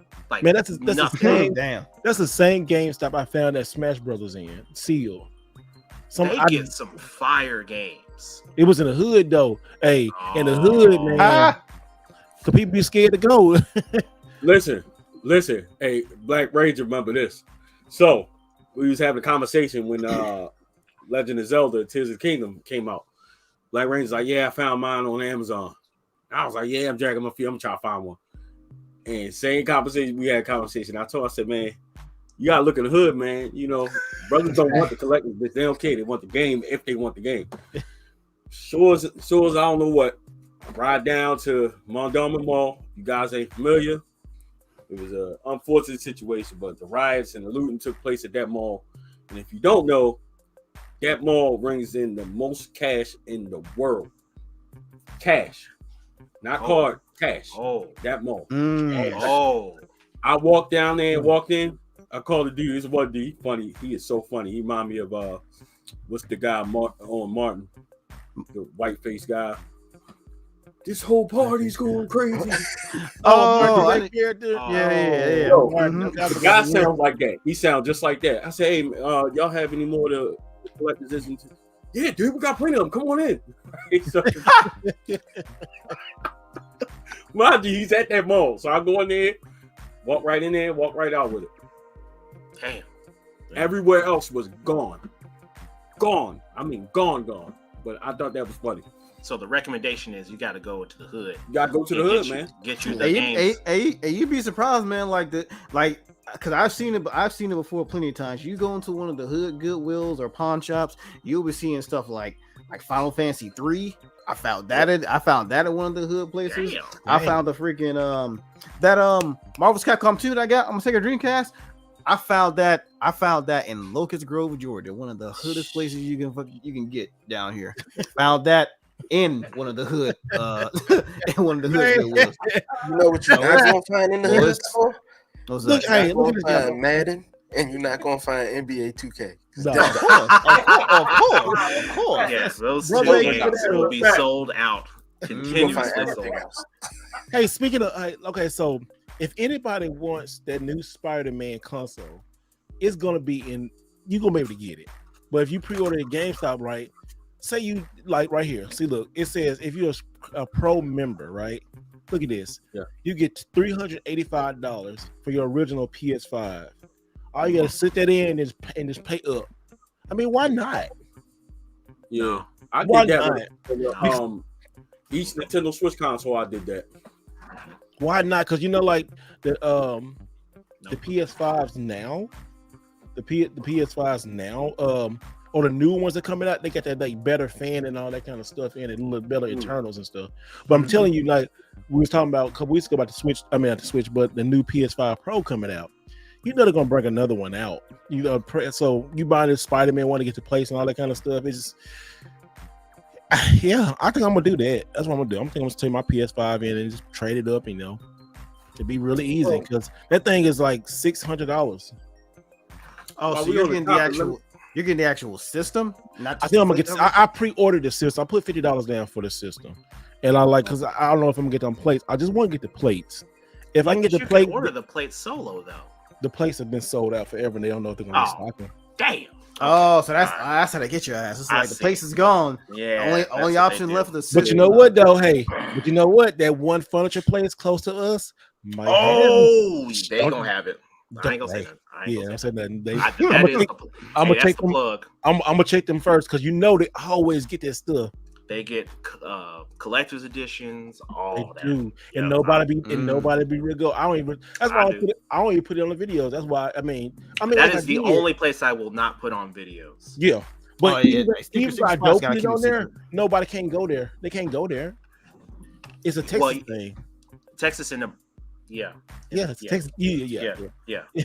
No, look at the hidden code. Like look at the hidden code. These two do it. Yeah, I know, but it is though. We'll tell y'all for air though. We'll tell y'all air because we see something. We'll get it for you. We'll get it to you and ship it to you. While we on the topic, I want to ask y'all a question. Benny. No. Is it just me, or have we seen we kind of touched on the subject earlier, but have we seen the decline in collector's editions? I feel like we have. and it's for all the wrong reasons. I think the quality. Yeah, I was about to say that the quality of collectors have gone down. Well, I don't think it's the quality. What I think it is now is the scalpers. They don't care nothing about it like we care about it. They just know it as a flip. Yeah. So like Tears of the Kingdom, right? I got that. I got 2 actually, and I'm like, I'm gonna sell 1, right? But I was like, I gotta put more value to it because what I realized, so many people, it was so many for sale. So I'm like, all right, I'm not ready to sell this. So I ended up finding the plaque from GameStop, the scarf. I ended up finding the amiibo at the Hood GameStop. Shout out to Mondale Mall. Got it out of there. You know what I'm saying? And I was able to make a profit off of that to basically pay for my collector's edition. But what I see is there's plenty after the initial sale. And I know for a fact, like, it's not that many collectors that want that. Yeah. Especially for them being resold at the rate that they are. Mm-hmm. That's what I feel like now. It's no different from tennis shoes to this. It's the same thing. Like you'll see them online probably before, especially if they got like their pre-order. But go ahead, Ness. You go ahead. Well, I was gonna say, like, when we were in line for Tears of the Kingdom, there was plaques and posters and all that extra stuff that GameStop was giving away. That stuff was on eBay within 30 minutes. It's selling for high price too. Selling for $70, $80, $200 for a bundle and all that stuff. So I get that. I would say this. There's a difference between a collector's edition and limited edition. And I think we blend that sometimes. Like, perfect example, Mortal Kombat. They said they were doing limited quantities, and they were not lying about that, because I was looking for a PS5 version. Them jokers was gone. Oh, that's the first to go. That was gone. So I had to get a Series X. I wanted a special edition of that. I wanted the Liu Kang statue. I want that. I need that in the game room. That would look fire to me. But and now how the game looking too? The game and the game look good. Yeah. I guarantee you that within 5 to 7 years, that PS4 or PS5 version, whatever PlayStation version you got, that's gonna be a substantial increase above what the Xbox version is. Everything. Every time. I get it. I get, the fan base for PlayStation's higher, but it's virtually the same game. Like, it sucks too, because I love Xbox. I'm a big Xbox collector. I got a whole shelf of Xbox right over here. It's just the same though, is it? It's just, I mean, I actually prefer Xbox. Okay. That's just me. You said what? I prefer Xbox, but I love PlayStation. Don't he said pause. Now, okay, so let me go back here. Hey, before you say it again, I just looked at the scarf. The scarf's still selling for like $75. Yeah, that's insane. And you know what's crazy? When I bought mine, the guy down there was like, "Oh, they were if it's pre-orders." I'm like, "Dude, I'm reading your website right now. It says if you buy it, I'm buying it." You know what I'm saying? So I drove like 30 minutes to find the plaque, and one girl that I knew kind of close by at a store had the scarf. So I found the game, the scarf, and the plaque at 3 different places. Yeah, that's the same way I did too. But go ahead, and that's what you're saying. Yeah, I'm sorry when to go off. Oh no, you good. I was just saying, like, there's certain games on Xbox that are on PlayStation, but I prefer to play them on Xbox, and then vice versa, right? Yeah. But I think it's just been the amount of years that I've played Xbox games. Yeah, don't get me wrong, PlayStation has some bangers that aren't on Xbox, but to each their own. I just don't like the fact that you could find the same game on both consoles, and one is double the price in terms of collector status over the other one. Silent Hill is a perfect example of that. Perfect example of that. Ultimate Marvel versus Capcom 3. One on PS4 versus the PS3 version. The PS4 version and the PS4 version is significantly so expensive. The Xbox One is like not really, but it's like, but that's one of those games that that came over the PS3 era, but people still love to play, and that game is only gonna go up. I got it in my collection. I ain't letting that junk go. I mean, I found that for like $25 at one time, but I knew it was mispriced. I was like, "Ooh, let me get this." Yeah, that shot up real quick. It shot up real quick on on the Xbox One and the PS4, like I was looking for it because I enjoyed it so much. I got it on the PS3 and the 360, but I cannot get my hands on one of the other ones for at the time, that next gen console. And rightfully so. It's obviously, better console, a little bit stronger graphics. But then we have to worry about reprints too, because like JoJo's Bizarre Adventure. I just picked up a PS5 version for free with that buy one get one free. That happened to be one of my free games this week, and I was like, well, shoot, I'm cool with that. But for collectors that have the PS3 version, I'm sure there's a lot of folks that are pissed because that was one of my most expensive games. Well, that price is going down because they've reprinted them on the newer consoles. I mean, it's what it is. That's unfortunate when prices go down. Yeah. Who's on eBay right now? Who's on eBay right now? Yeah, I'm actually pulling something up. I didn't even realize I was. I'm on eBay actually. I was looking at Ultimate Marvel vs. Capcom 3 on PS4, and it was like, okay, it's still there. Never mind. What, you thought somebody was going to buy it or something? No, it's a good price. It's a good price right now. Who got it? Everybody got it. But yeah. Okay, I said y'all ain't got it. I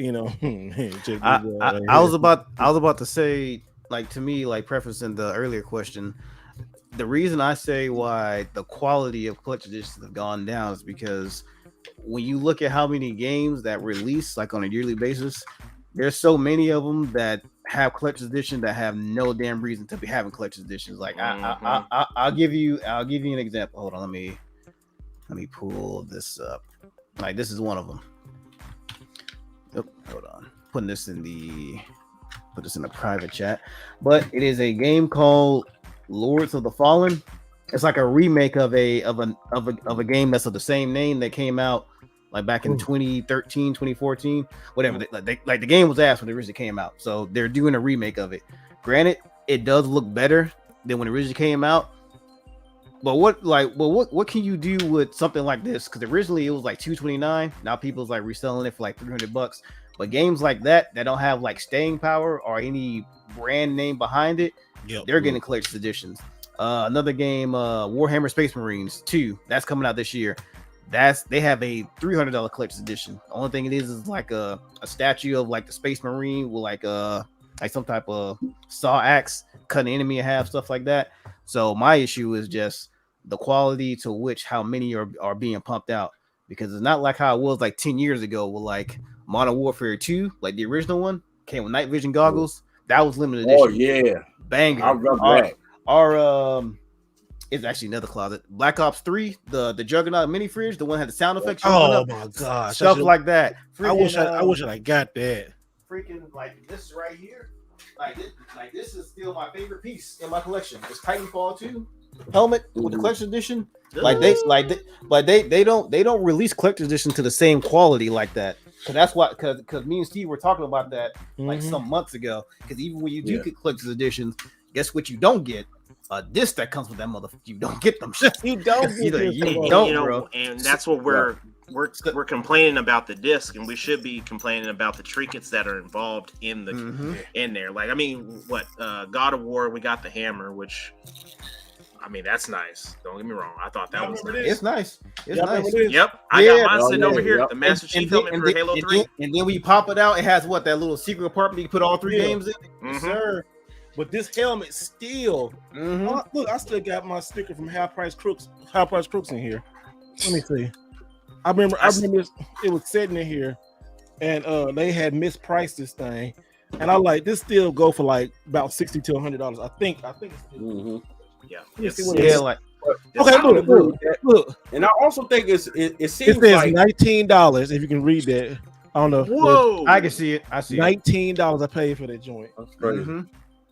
But I also think it's the quantity. It seems like it's more coming out and more people not buying it. It's one or the other.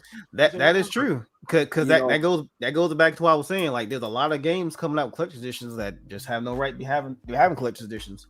It's being oversaturated. It's too many of them coming out. That Master Chief helmet, though. Yeah, I still have the box. Oh, do you? I still have my box. I Midnight release. Halo 4 one. The one with Master Chief and the other guy. I think it's at Halo 4, Halo 5. It comes together. It's like a little mat in the middle. I think that's 5. I think that's 5. You talking about? That's 5. It's the one that had the 2 Spartan soldiers. It's like a pillar behind them. Yeah, that's Halo 5. Yeah, that's Halo 5. Yeah. Okay, so that's why I got that up here. But those we don't get those type of collector's editions anymore. Remember Dragon Ball Z? I used to get the I think it was the first one. I think it was Dragon Ball Z Xenoverse. And it had that tall Goku. Yep. I got that one. But then when Dragon Ball Fighters came out, it had a smaller Goku, but no, Dragon Ball Fighter Z, but it had a smaller Goku. But it was still nice, but just like the collector's editions are still not getting as good. They like when the first Zelda Breath of the Wild came out, they had like that big Master Sword, and they had that big box. But that thing was super limited because like they didn't sell any more after the initial pre-order sold out, and it was only on Nintendo's website, so that was it. And then now you got the Tears of the Kingdom one. Now it's like small. All the Nintendo stuff is just shrinking down. Even the Bayonetta 3 one. Remember Bayonetta 3? That one. Yep. You talking about that one? I still got that one. I got that one. Yeah, that Masquerade edition. Well, I got that for $60 like a month after it came out. So I'm pretty sure there's a bunch of those like on Amazon. There's a bunch of those going around. And like Voda was talking about, like just one game, like different games, like WWE 2K18. It's for the Switch. It's gonna be worth money one day. Just how bad it is, unless it's be backwards. Oh, you know what? It might go up in value because say the Switch 2 come out, like we've been talking about earlier, and it can play backwards compatible, and the game has some kind of like boost or something. Just think about all your old Switch games get like it unlocks like a boost or something. Like what have Nintendo secretly been putting like in every Switch game, like an upgrade? As soon as you put it into the next system, it just upgraded like automatically or something. They do that, it's over. Yeah. I personally think they win because one, it was so bad, like they didn't make another one, and at this rate, we're nearing the end of the life cycle of the Switch. So, like I was telling Mr. Wright, I told him this year. Probably last year, and I found it when I went up there with you.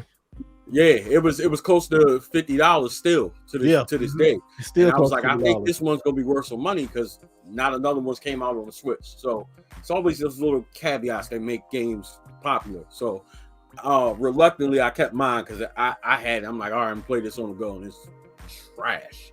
But it's always the trash games that are the most expensive. Yep, it's always the most trash games. This game's still selling like for $40 all day online. Yep. Like there was that. Did you guys see that one game that was a blatant ripoff of The Last of Us, but it was on the Nintendo eShop channel, but that recently got delisted? I guarantee, bro. Within about 8 years, it may be less than that. Anybody who bought that game that's on their Nintendo account, I promise you, in about 7-8 years, that's gonna be worth some money.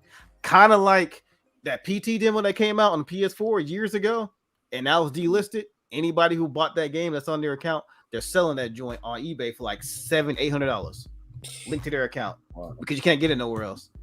So you know what else is creeping up in value? PS3 like that. You know what else is creeping up in value? I remember me and Mr. Wright was having this conversation too, because at the time I bought like 3 copies trying to get ahead of the curve, and now I kind of regret not really because it's still available, but for whatever reason, Mario 3D All Stars is creeping up. It's creeping up in price. Like, you remember when I had 3, I took the 2 back. I said, nah, all right, this ain't going nowhere. I'm taking it back. I got enough time. But now it's just like, and I remember being in some store, I think it was East Starland or something. They're like, yeah, these are creeping up in price. It's like, here we go. But there was so many available. There's still a lot available, I feel like. Yeah, I still but for whatever reason, they're going up in price. Yep. Yes, sir. Yeah, I'm telling you that game will be over $100 in a couple years. Yeah, I kind of figured when it came out, I knew they was gonna sell millions. This game gonna be over $100 too. This Pokemon XD. Yeah, games like that. That Pokemon fighting game is gonna be. You won't see a return on investment to at least about 4 years easily. Because that game came out like 2 years ago for Super Mario All Stars, 3D All Stars.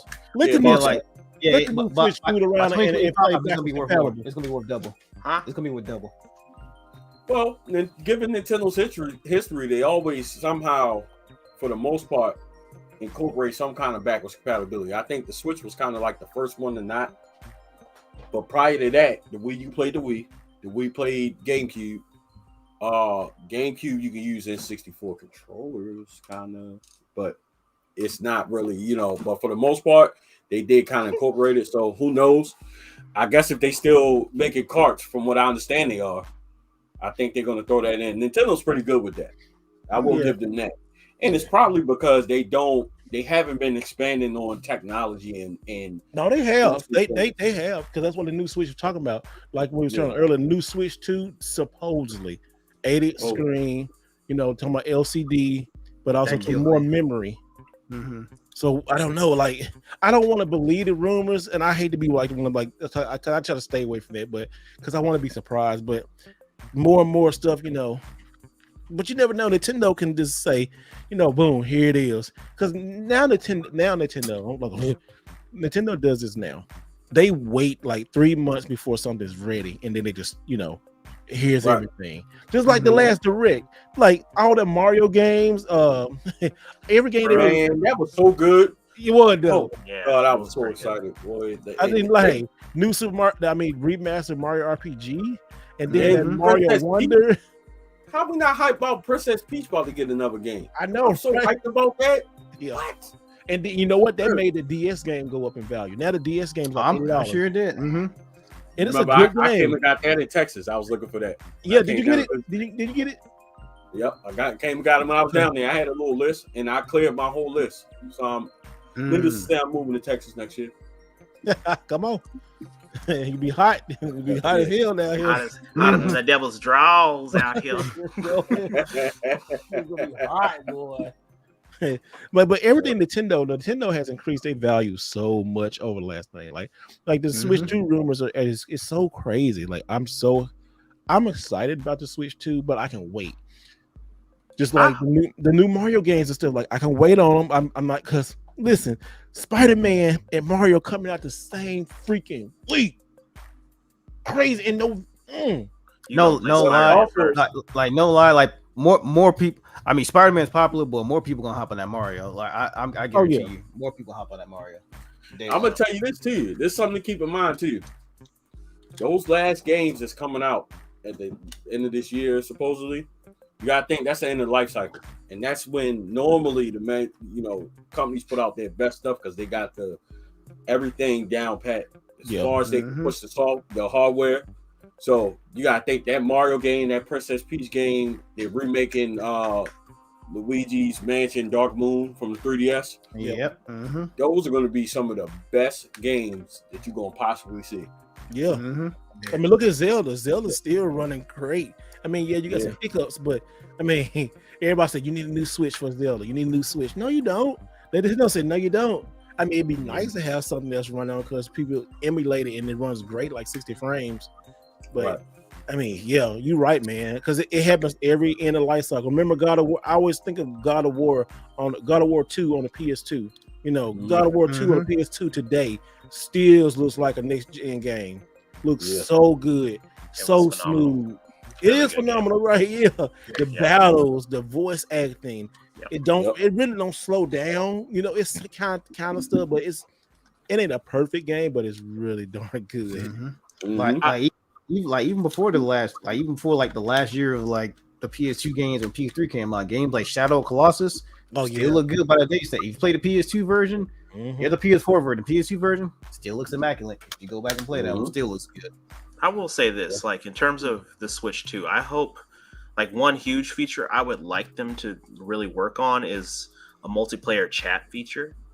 Just like having, being able to converse with other Switch players and have a chat room within the game. Because using Discord and the Nintendo chat ain't the greatest. Yeah, I can see that because Nintendo does gradual boosts. And it's because the same reason people hate Nintendo is the same reason why Nintendo's great and hold their value. It's because they protect their own. Unlike everybody else, they kind of, selling themselves out to me, but Nintendo is like all them things. I've had people, especially me being a Nintendo guy, complain all the time. Man, I ain't buying that. They put the same games out they had on the Wii U. Very true. But guess what? People won't buy it. Because what else you going to play Mario? What else you going to play Mario? What else you going to play Zelda? You going to buy those things because that's one thing I can't say about Nintendo. When it comes to their IPs, they normally hit it on the nail. They ain't dropping it unless it's right. So you don't really kind of get no, half-ass top line game, kind of like no disrespect to Halo, but you don't get those. No, you Nintendo don't. make sure, especially stuff with Zelda, it's gonna be legit.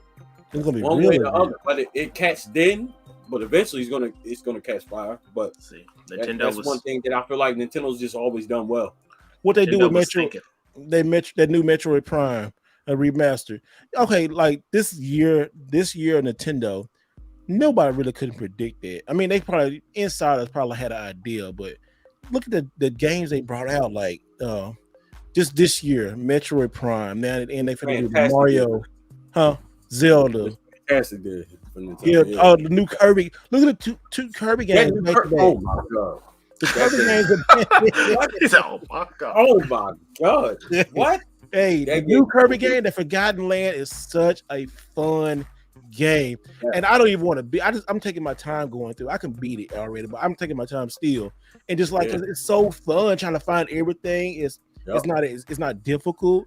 I mean, it's freaking really amazing. They did a like fantastic job. They really did.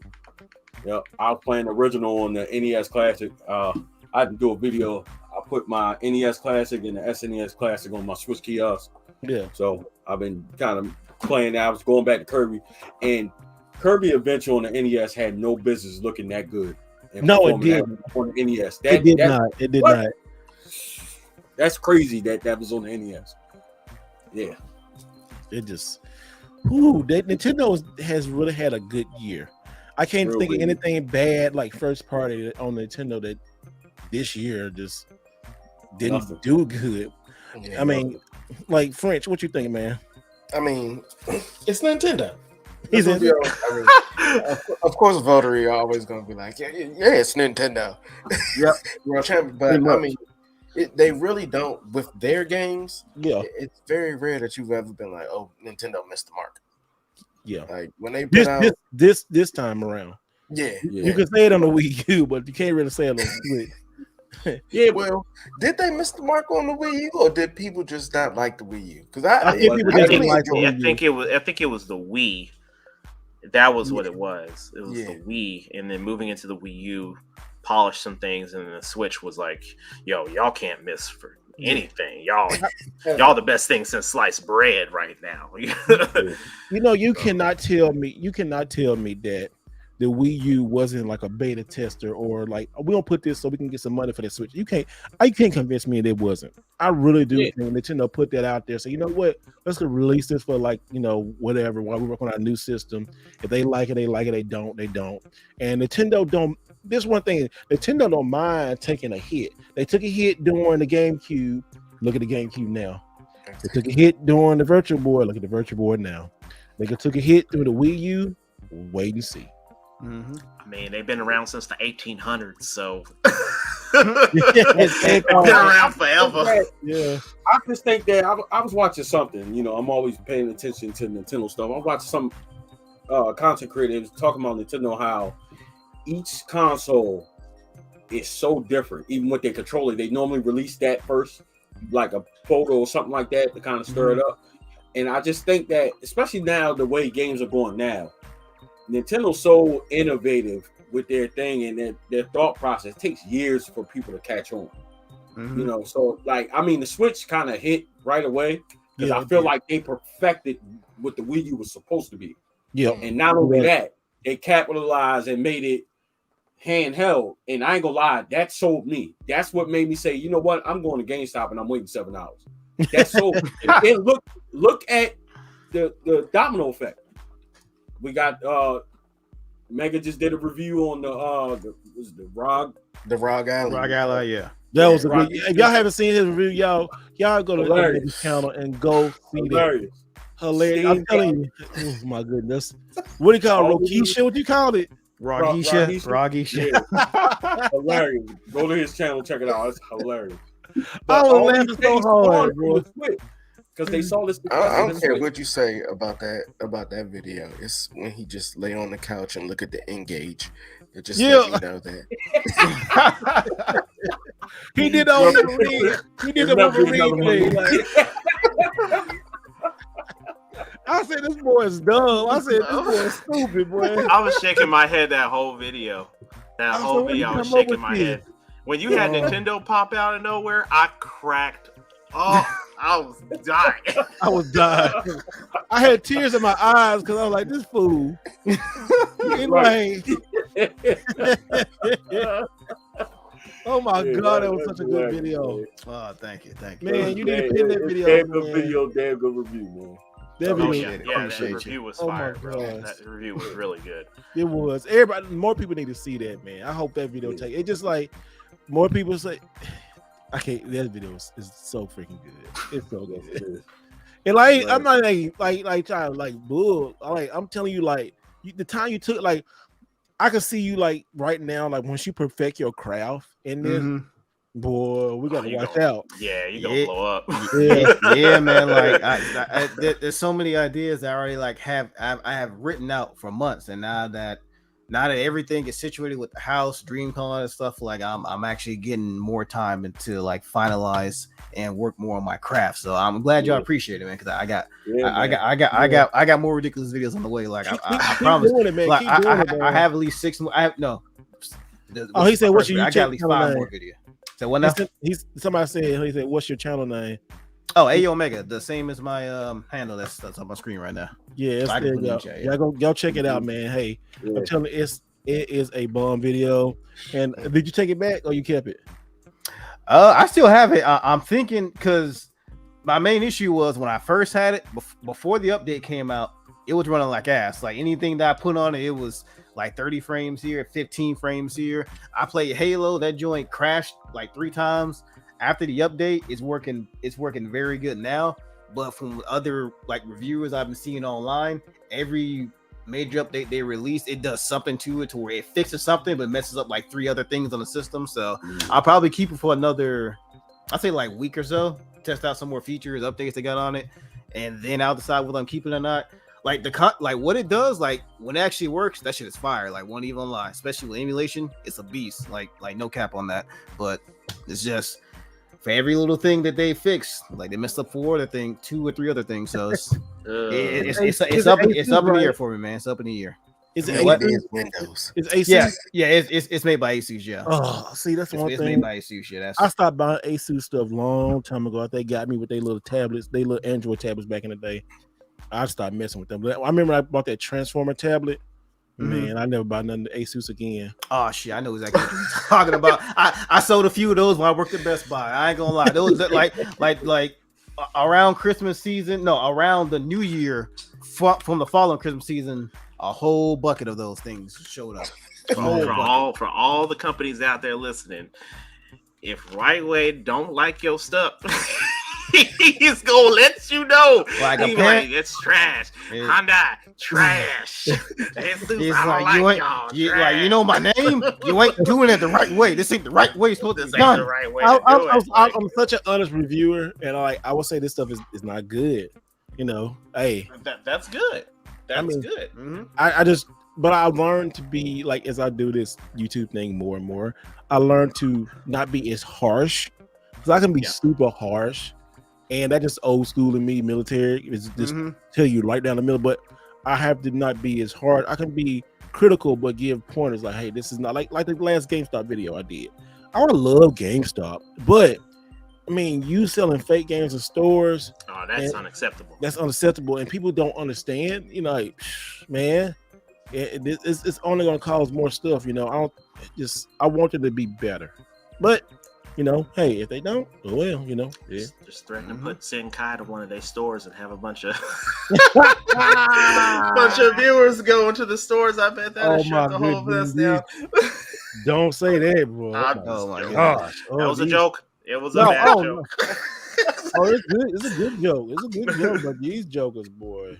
Oh no, but back to what Video Game Voter was saying, like with the Switch, what that did for just like handheld gaming, you see everybody and their mama's trying to make stuff now. You got the Steam Deck, that's the thing. The ROG Ally, that's the thing. Sony with that whack ass like that Q project thing, whatever that thing's supposed to be, that streams games. Horrible. Yeah, that god awful like shit. Like you got it because y'all was saying earlier, like whenever for the most part, whenever Nintendo makes something that's like innovative, forward thinking, or just like out there, at first people will make fun of it, but then they realize, oh wait a minute, there's actually a good concept behind that.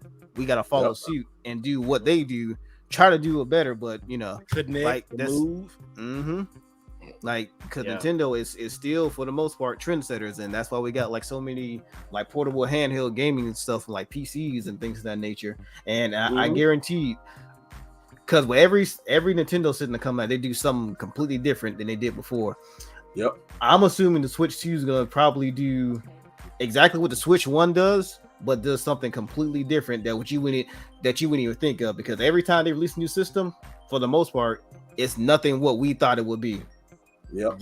It's always something that's like, it's like in the back, it's always something that you would never even like dream of. It's exciting to think about too. It is. You know, what they can capitalize off, and I know people was talking crap about Call of Duty coming to the Switch finally. That's gonna be a hit, bro. That's gonna be a hit. When y'all see me in the airport playing Call of Duty online, I want to hear your mouth. I want to hear nothing, because y'all bugging like. And bro, that's a testament to like the quality of Nintendo games. The fact that they don't have one of the biggest games on the planet, and they still hitting numbers. And then this will also go into another topic too. The fact that they still hitting numbers like they are now, bro, they just can't be beat, man. You can't be beat. You can't, like, you really can't. This generation, what's this, the 8th generation now? I think it'll be the 8th, right? This will be. I think this will be the 9th. Hold on. No, the 8th. This is the 8th or 9th? Oh, it's the 9th. It's the 9th because it's 9th. 360 and PS3 Wii, that was 7th. PS4. Oh yeah. PS4 Xbox. Yeah, so we're in the 9th generation. I know, like, I won't lie, like it don't seem like it's 9th because everything is kind of merged into one another. Because we're going on almost. We're in the 3rd year. Next year will be the 4th year of like the PS5 and Series X. They still releasing games on both of those systems. So would that be the 10th generation? When did they switch from the 8th? Shoot. Yeah, like this year, right? Yeah, technically the Switch would have been the first 9th generation console that came out if we're going by the release cycles. So the Wii U would have been the 8th generation. I thought the Wii U was the 7th generation. That's the thing. Yeah, it can't, because the Wii, the 360, and the PS3, those are all considered 7th gen. The Wii U that came out 1 year before the 3DS, right? Or the DS, or what does it be? The DS, 3DS? What would it be? For this one, that's probably 7th, right? Let me look. Let me look that up, dude. Well, then again, 6th generation when I would say, well, then again, when you're thinking about handhelds, I know handhelds are like in a separate generation too. Yeah, it's a little different. Oh, let me see. Okay, you know what I just thought about? All right, so Wikipedia is saying the 8th generation, right, began in 2012. It consists of 4: the Wii U, the PS4, the Xbox One, the VCR, and the Switch. VCR. Oh, so they're VCR, including that one. Xbox One VCR, like all in one, like a VCR. Oh, that Xbox One. The one where they said we got experience for you. If you don't want an Xbox One, we got an Xbox 360 for you by Don Matrick. Those are his words. That one. All right, so the 9th generation video games. We're not in. Wait a minute. What is the 9th generation of video games? The 9th generation of video games considers the Series X, S, and PS5. So we're on the 9th year. So PS5, we're on the 9th generation now. So yeah, you're right. Whoa. So when the Switch comes, so when the Switch 2 comes out, is that going to be considered 9th or 10th? Since they rolled the and that's the thing, because Nintendo comes out later than everybody else. So it'll kind of be, they will probably say it's the 9th. If I'm guessing, like if it's next year, because we're not going to see another PlayStation or Xbox for a couple more years, at least. Well, you'll see 3-4 years. A slim version, but you won't count that. But like a whole new concept. It's probably going to be like, that's like 3-4 years from now. Like that's it's just that Nintendo always comes in late into the life cycle. But that's the thing though, like, because when the Switch 2 comes out, probably around summer or fall of next year, that will be 4 years after the PS5 and Xbox One came out. That's a long ass time to be considered 9th though. That's the thing. That's the part of that may be a 10th generation. Subtract a year off of Series X and PlayStation 5. Because I mean, let's be honest, half of us couldn't even get a console the first year it came out. So the 7th generation is the 360, PlayStation 3, and the Wii. because that was all was then. So Mhm. and the DS and the PSP. Mhm. That's 5. And then other stuff like the Shield, Amazon Fire TV, Mojo, Ranger, Switchblade, Game Oh Pop, my Game god, I Stick, remember all that. those Oh. craps, stuff like that. So wow. So yeah, the home consoles 360, play the mains, 360, PlayStation 3, and the Wii. That's the 7th generation. Because in here it's on PlayStation 3. I mean, I'm sorry. Let me share the screen so everybody can see this joint. Because now we went into another thing. This is what we do on the podcast. We went to a whole different like. Oh, let's talk about the 7th generation. Sometimes work out that way, man. Because we're trying to quantify exactly what generation that sits in. Because I'm under the impression that Switch 2 is 10th, but so the 7th generation right here: Xbox 360, PS3, and the Wii. Mm-hmm. Right there, and it says and it goes here where it says it started in going right up 2005, November 2005. Right. So if we go I'll put in 8th generation. So it's sounding like it's every 7 years, because I think you said the 8th started in 2012. If Nintendo, you know what, dude, you just said it. If it's every 7 years, Nintendo is purposely holding back to start the 10th generation. Yeah. If that's true.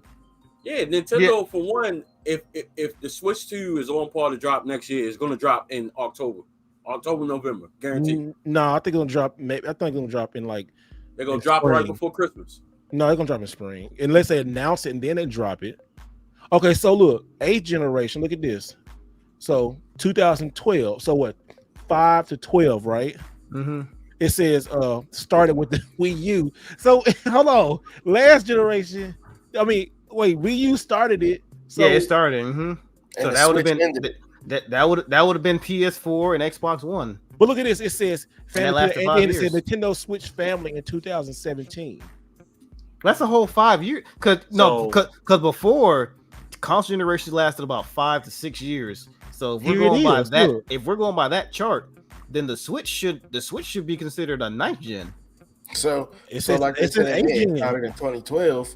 So the Switch in 17, the next gen started in 2019 with the 5 and the Series X. So that's and if you look at 7 years. Okay, let's look at Nintendo's history. The last 4 to 5 releases have come out in November.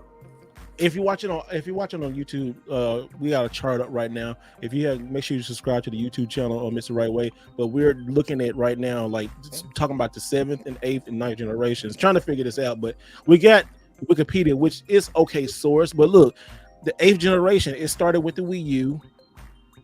Now look, it said Wii U, Nintendo Switch, PS4, and Xbox One. The Switch is throwing me off. I agree with the Wii U. I agree with the Wii U and the PS4 and the Xbox One, but dang, the Switch, because the Switch came out in 2017, March 3rd. Yeah, that's almost a full 5 years. That's what's throwing me off, because if you look at all the console generations, this minus Nintendo, Nintendo's like 5, maybe 6 years. Xbox and PlayStation, that's about a good 7 or so, because PS4 November 15, 2013. So 7 years later will be the PS5. That would be 7 years. So we're doing series. 7. It's different than why is it saying that the Xbox? Oh, that's the Xbox One X. Never mind. Yeah, get confusing, bro. Yeah, get confusing. Yeah. It's so confusing. Disregard. Yeah, it's confusing. That is crazy. Well, that's crazy that 5 years later they would consider that in the same generation. But I guess it would. I mean, looking at the Nintendo hardware, it would fit with the the PS4 and the Xbox One. It would fit because right now the Switch. I mean, the Switch is competing with the PS5 and the Xbox Series X and everything else. So a new version of a Nintendo hardware would probably start or be the 9th generation or be the 10th generation. Mm-hmm. That's just weird. Who remembers? Let me know. What do y'all think? The next Switch, would it be 9th or would it be in the 9th or would it start the 10th generation? Honestly, think about this. I'm sorry, let me cut you off. I just thought about it. If Nintendo, the new Nintendo Switch, say it's Switch 2, right? If it's the 10th generation, then the PS5 Pro, would that be part of the 10th generation, or they? I don't know. I see a trend here so every time that, generally Sony and Microsoft drop a console, they've been in the game. Nintendo has the older console that lasts a couple additional years. And then when they drop their new console, Nintendo that being, that's when Microsoft and Sony both drop their slim versions that upcoming year or so after that. And then they run the rest of the cycle, and then Microsoft and Sony start it up again with the next gen after that. You're talking about you go on, Voter. What are you saying? No, I was just saying, like, the fact that they dropped like their slims around that time is really because Nintendo's coming out and they, trying to still compete, try to stay relevant. And like Nintendo seems like they dropped like kind of in the middle. And really, if we're talking about generations, it's probably up for interpretation, because if you talk about technology, well, we can't say that because Nintendo will be like way behind. They always behind. Nintendo has never been how they move, but I feel like because they stay in their pocket, they're able to capitalize. Especially for one, they definitely, in my opinion, need to stick with handheld. Like they absolutely killed that. Absolutely, they've been doing that for so long that I feel like they've done that the best, better than anybody else ever. You know what I'm saying? So like they definitely need to stay in that. And if you look at it technology wise, I mean, it wouldn't really be the start. I kind of feel like Xbox and PlayStation kind of starts the generations because they come out at the same time. And that's every 7 years for them. Nintendo just kind of they're like, all right, they've been out for 2 years. All right, here we come. That's kind of how they do. So, yo, I don't know about this. I mean, I mean, it's an interesting to think, but would the next will the new Nintendo Switch start the 10th generation, or would it be part of 9th? That's weird. And then weird. It's a good thought though. And then even when you think about it, because like to what Ness and Video Game Vulture was saying, I think by the time the Switch 2 comes out, I'm pretty sure Sony and Microsoft, they're going to try something like a mid-gen refresh, like what they did with the One X and then the PS4 Pro. So I'm pretty sure that's the route they're going to go. And then when you think about that, because from what that chart that Steve brought up, it looked like they bought it into the 8th generation only because it was about a year off from what the Wii U came out, because when Wii U came out, that was November of 2012. When the Switch came out, that was like in a March. So that's like shy of 5 years. But we're about 4 years out since the Switch. By the time Switch 2 come out, that's about 4 years. So that's like even if you deduct like the time, like the 1 year off of like the Xbox series consoles and PS5, that's still about 3 years. That's like a long time to be considered a part of that generation as well when you're 3 years out, because a lot can change in 3 years. Hell, a lot changes in 1 year. So what happened? What year did PS4 and Xbox One come out? 2013. 14, 13, 14, 2013. Yeah. 2013. Think about it. They come out, Nintendo drops in the middle of the life cycle. So technically, in my opinion, it'll be still the 9th for Nintendo. And the reason why I say that, if PS4 came out 2013, the Switch dropped in 16, right? Oh, you said to the Switch? Yeah, the Switch dropped in 16. So the PS5 came out 2020, correct? So if it's 2024, look at that. That's 4 years. Damn near. Depending on when in 2024. They come out in the middle. So technically, they're still PS5 and Xbox Series X and Series S is still going to have a little bit more life. It's kind of in the middle of the life cycle. So in my opinion, it would be considered part of the previous one, because there's going to be at least another 2 to 3 years, at least 2 years for the PS5 and the Series X. So we could. That's how it seems like it's broken down. We could also see a potential additional year or so added to Microsoft and Sony as well, just because we had a slow start because of the pandemic. Could be that. That's true. Could see that too, which would be, I mean, it's a rare circumstance, but rare circumstances happened over the last 3 years. So, I mean, there's a lot of folks that generally would have already had a console, but they battled it out with all these damn scalpers for 8 months to a year to get a console. About 2 years, honestly. That was that was probably the worst launch that Yeah, I it could was rough. remember, because I remember waiting for the what was it? Play, what do they call that shit? The Days of Play. I'm watching it at work, and I'm like, all right. And I remember posting online. I'm like, who the hell heard a date? What's the date, right? So I'm bugging, and like I put it out. Somebody was like, yeah, they're doing it at GameStop right now. And I remember leaving work, going to GameStop, and there was a line down the block. They was doing pre-orders for PS5. Mm-hmm. Yeah, And I got my pre-order. And that pre-order, them pre-orders was short. Yeah, I got mine, and it was like the line was still long behind me, and it was like I remember the guy on GameStop said we got like 4 left after I got mine.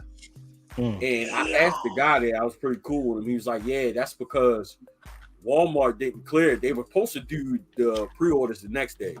Walmart did it that same day as the announcement. So that's why everything kind of got all. Yeah, it was so messed up. That's Walmart for you. It was bad, man. Oh my god, Walmart always doing that, boy. You know, GameStop had that list. That list was just a total waste because they panicked because Walmart was getting all these sales. You know, so I remember that. That was definitely different. So definitely got some memories from that year. I won't lie, like for anybody, because I can speak. I'm speaking for myself. But anybody, for myself, for the first year that the PS5 came out, honestly, I could have did without it. I think a lot of people could did without that. Oh yeah, because 2021 we got what Ratchet and Clank, Returnal, and that was like one other game that I'm forgetting. But other than that, you could have had your PS4 up until probably this year and been straight. You really could have just kept it all the way through because it's not. I could have did without Xbox, but I always said when I did my initial review of the PS5 that was the first console that I felt like I was able to see next gen graphics, especially Spider-Man. Like that was my opinion. Okay, because normally it takes some time, but PS5, like when I played Spider-Man, I was like, Jesus Christ, like this is different. Now I didn't have PS4 Pro, so that could have made all the difference in the world. It would have, In my opinion, I was just like, yeah, this is fantastic. Like I can see it. Jumping from the 4 to the 5 is a huge difference. And I'm not talking Pro about to 5, then Yeah, I would say because I saw like a marginal increase. I mean, like the frame rates of course was better, but like visual wise looked a little better, but it was no different than it was no different than like going from the PS4 to PS5, just marginal. It was the same thing with Xbox One X to Series X. Yeah, it was very marginal. Oh yes, especially with Series. Shit, the Series the One X. That could have been a next generation system. You think about it, because for what it was doing with games back then, it could have been that could have been a new system right there. Yeah. You think about it. But you know what though? All of those games we're talking about were built for the PS4. Now we starting to really see PS5 games. So I expect Spider-Man 2 to like this, like ooh. Oh yeah. I better blow my drawers off, bro. I'm telling you. What happens if it ain't? What if it's not up to par? I think I doubt it, man. I feel like PlayStation is one of PlayStation and Nintendo. They just don't fail with that. And then Spider-Man is such a good game. Way they sold Spider-Man and way Marvel and Sony making money on that, and they're selling consoles. That's a console seller. And look how Miles Morales. I'm sorry, Miles Morales. How the game sold? It was only like 8-hour game. Can we think about it? Like we already got a demonstration over how what Spider-Man 2 would be. It's essentially what Miles Morales will be, but of course you play with both Spider-Mans. You open up more boroughs in New York, make it a bit more expansive, and that's it. So they already laid the groundwork for what we know what Spider-Man 2 can be. So it's just adding two Spider-Man, make it bigger. There you go. Yeah, it's gonna be, and it's releasing in 2 months, and it's ready. I mean, I thought it wasn't gonna be ready. I thought it was gonna be like next year, but they've been working on that for a hot minute. Oh yeah, and then that Wolverine game, when that Wolverine game comes out, I'm ready for that. I want to play that one. Yeah, I hope it's rated R. I hope it's rated R. I hope it is too. They said rated R mean mature. Rated M for mature. I said rated R like it's a movie. Rated M for mature. They said they're battling whether or not they want to make it M rated or T rated. But honestly, like for a character like Wolverine, if you make it like old man, if they make it like old man Logan, Yes. They make it like that. Do it. That's what it That should comic do, man. was so good. Old Man Logan was so just Mhm. raw and so good. And it's not like Insomnia hasn't made M-rated games before too. They made a game called Fuse that was M-rated. Freaking Sunset Overdrive, that game's really good. That was M-rated. yeah. So I mean, But they got Marvel- it. They got it. But you got to behold in the Marvel though, you know. Marvel like because look how shitty the Avengers were. That's so bad. Yeah. But then I again, feel like, but Avengers not like they definitely should have did better by that. But Spider-Man is for one. Think about the Spider-Man PS4. That was a huge seller. Oh, You know what I'm saying? And then the fact that I feel like Spider-Man games for the most part has always been pretty freaking good. Yeah, You know what I'm saying? So, and Miles Morales is really good, and the fact that they're doing a release based on that, and they did that in the previous generation, speaks testaments of how much focus they put on the Spider-Man games. Yeah, and they remember they said they had they already had an M-rated X-Men Origins Wolverine. Oh yeah, yeah, that's right. And that was actually pretty decent. And once you beat it, you can get the his comic book outfit. You get the yellow. And then the reason I said it can possibly be M-rated because look at the new Deadpool movie that's coming out. Like Marvel owns that, and they said that's still R-rated, and that has Wolverine in it. So that's, dude. I mean, typically they should follow the same type of formula they got with that. So if they're willing to bet money on Deadpool being rated R and Wolverine's gonna be in it, and like Wolverine and like Deadpool is kind of like this, like in the comics. So it's, I mean that shouldn't be too far fetched to see a M-rated Wolverine game. Hopefully it's M-rated. Hopefully, yeah. I want an M-rated Deadpool game. They just need to go ahead and do that. I think they made one like that. They got one, but it wasn't that great. Yeah, I need it updated like now. Yeah, that Deadpool for PS4 is still kind of pricey. But it's on the 360 though. It was on the 360. Oh, that's right. It got ported. That's right. Yeah, ported. That got ported. Yeah. But on the PS, like them ports, they do get a little pricey because they's like so limited. You know, like the Marvel game, it was like limited. You know, and like the Gravity Rush and all those stuff like that. You know, right? Damn, I'm sorry, but I see it on what's this? RetroGames.com for $96. Like, shoot, what? That Deadpool game. Because I remember it. I remember it was ported, and I'm like, damn, let me see how much this is going for. Okay. eBay $134. I see one for $60. I see one factory seal for $199. Yeah, I might be on the lookout for this. Yeah, I'm gonna look at that. Yeah, I noticed that. Know. I don't think I have it, but I remember looking at it. I was like, God damn, like it's kind of pricey. You know what, y'all? When we talk about all these, tonight's thing, we've been looking at like these PS4 games. That's going to be the system that people need to start collecting for, because all these games from the PS4, these like short runs, and you just don't know on a PS. It's really, you don't know until after the release of the game. There's a lot of PS4 games that are super expensive. Yep. Like, and that definitely the time with everybody phasing them out. You know. Oh, yeah, she said the Ninja Turtle. I just got the Ninja Turtles game. It was a PS3 thing. You know, Mutants in Manhattan.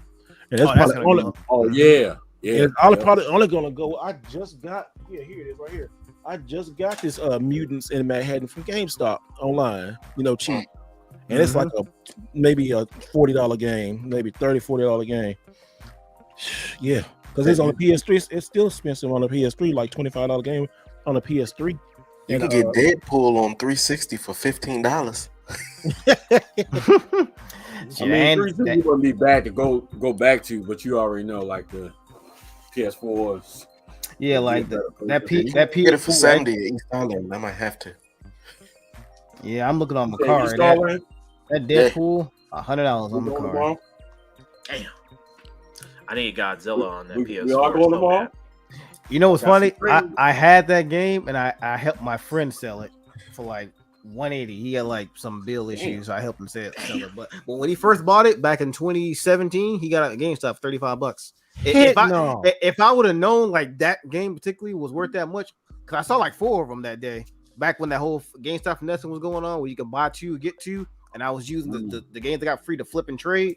Yeah, I saw 4 of those. If I would have known if it was gonna be worth that much, I would have bought all of them. And that's the thing. You don't know. All you do is try to follow a hunch. Just speculate. And just go with it, you know? Yeah, man. That's crazy. This Mutants in Manhattan is selling from Mutants in Manhattan is selling from $40 to $80, depending on what you get it at, new, used, or whatever, or the kid I edition. don't think I had it. That's gonna go up. You know what kind of Ninja Turtle game I would love to play? What's that? Freaking Last Ronin, bro. Oh, I can't wait for that. Yeah. Oh, I heard good yeah. things about that. Made I'm by hurt, made, Really good made things by about that. made by Rocksteady. Like, the people made Batman. Oh, Yeah, because the comics are very expensive too. It's My fire. buddies Oh over yeah. them, and those comics are expensive. I sold them. I'm so mad at myself. Like, Oh, the last Ronin. Oh, you yeah, should. here's kept my those, ultimate bro. Mortal Kombat. Here's my ultimate right here. I thought I was like, where was it at? There you go. I can't find that. I was willing to take it on Xbox. It didn't matter to me. Yo, I forgot. can't Look, find it's it. complete. what is wait, Ultimate? Marvel vs. Was it- Capcom 3 on PS4. Look, it got a manual. I forgot it came with a manual. Yeah. Brother, he just like it came with a manual. I didn't even know it came with a manual. I just looked in this because I got it digitally on. Well, I got it on everything. I got it on Vita. I got it digitally on the PS4. I got it digitally on the PS3. So when I got it in the light, I was like, okay, I just put it here. Oh, so it's a comic book. It's a comic book. Tell the story. That's the manual. Bro, Yep. you find everything like so easily, and we stuck in Maryland, can't find nothing. It ain't a game that I feel like I have in my collection that might be something that be difficult for you to find. Matter of fact, I know it is, and I'm gonna rub it in your face. What? Just 'cause Veggie World for Nintendo Wii. Go find that. Dude, I could have bought it, but I let you get it. I told you go get it that when we was down there. So shut up. And you know what? The price might drop about $100. Did it? I was a little tight about it, but then when It I dropped looked, $100. yeah, they like 200, but they only from Canada. Oh wow. There's like two other versions, but Oh, not two man. other versions, but two other copies that I saw, and they only from Canada. But there's literally like 2 listings online, so I'm so glad that It's gonna be rare to get. So you got I it. thought Devil's Third was a big purchase, but yeah, when you drop $300 on a shitty Wii game, A vegetable game, matter of fact, right? Ain't no way. Like Christian Bible Ain't talking no way. vegetables. Like, I know, right? who to think? But y'all, let's get to us. We want to bring something back, and our boy, Black Ranger, he's gonna do. See, we all here like to have like a nice adult beverage. I'm a tequila drinker. I love me some tequila, and I just found out, y'all, I might be giving up Dr. Pepper for a little while. Shocking, but I found this cran grape my lady bought, and I accidentally mixed it with my tequila, and boy, the taste is phenomenal. How you You never had accidentally? cran grape before? How'd I accidentally do it? Yeah. Because I grabbed it right, and I was like, well, I ain't had Dr. Pepper. I said, oh, whatever. I just like, and I put, the tequila. I accidentally, but I had no choice. This is my last choice, basically. And I was like, I guess I need something to mix the tequila with. And I tasted, and the flavor hit me in my mouth on both sides of my jaw. Whoa. I ain't gonna lie. When you held that up, my dyslexia kicked in. I thought that joint said grape drink. I said, oh no, They cloning Tyrone, y'all. They cloning Tyrone. Oh, y'all, you seen it? Yeah, I thought she said grape drink. I said, oh no, I know you didn't buy that. I know you didn't buy that.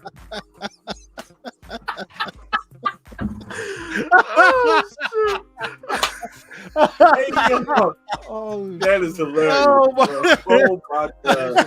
Grape drink. I was gonna say, you know what? It was good talking to you. I'm about to leave. This man over here buying grape drink, making us all look bad and shit. Like, Oh my God. Yo, that's bad. it had, and you know what? It's grape too. It's a stereotype thing, man. Black man holding up some grape drink. That's why I was looking at you crazy at first, because I was like, wait a minute, bro. I Yep, know you ain't put this up on here like this. because I saw Just the cran part, disrespectful over here, but the man. grape part stood out especially. I was like, oh, okay, it says cran grape, boy. I thought you. I was like, we got a conversation blame after it- this, bro. We got Just blame it on the alcohol tonight, fellas. That's Yeah, I all know, you can blame do. it on Blame the it on the alcohol. alcohol.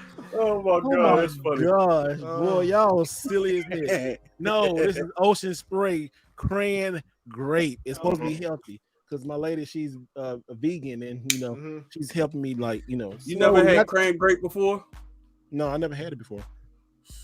I've had I'm not gonna turn the camera off, but I'm proud to say that I'm pretty sure that you had your first.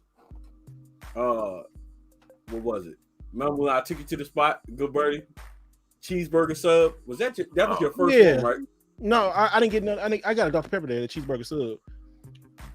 Oh, you talking about the cheeseburger sub? My first when you came out here, you were saying that was your first one because everybody at the restaurant was looking at him like he was crazy. Oh yeah, because he did the cheeseburgers place. It was a cheeseburger sub. It was like, oh, there's a cheeseburger sub. And like, but it's good though. It's really good. But let's get he from Texas. Yeah, I know. Hey, but let's get Black Ranger. Black Ranger, tell us what we're gonna be drinking tonight. Yes, sir. You on mute, sir. You got on mute. You ain't drinking. There you go. I'm muted. Yeah, I'm muted. All right, you definitely gave the perfect segue into it because you said tequila and you had the Ocean Spray Cran Grape, but we got some Reposado tequila, not Reposado. I know how you some people are Reposado tequila. So you get about a shot, maybe 2 shots of that, pour it in your cup, and then what we mix that with is not Cran Grape. Let's take it to the other side of the black man spectrum. Cran watermelon. Oh my God! You know what? You didn't make it any better. You know what? Yeah. You know what? But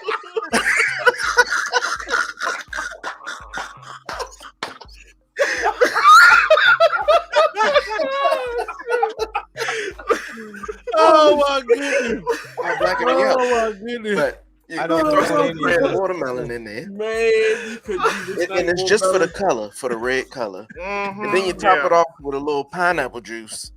And we get not a tequila sunrise, but we get a Mario Sunshine. The Mario Sunshine. And that's what's up. Okay, let's play that one more time. Okay, I can dig. I like that. I like the I name. like how they did the Mario Sunshine. Good. so again, you get your favorite tequila. It doesn't have to be Reposado, but I prefer Reposado. You get you some Cran watermelon. And then you top it off with pineapple juice. Oh, and again, you get your Mario Sunshine to give you a little red with the orange or the yellow. And when you drink it, it makes you go, Yahoo! Just like Mario, Mario Sunshine, all right? Make sure y'all get y'all one ASAP.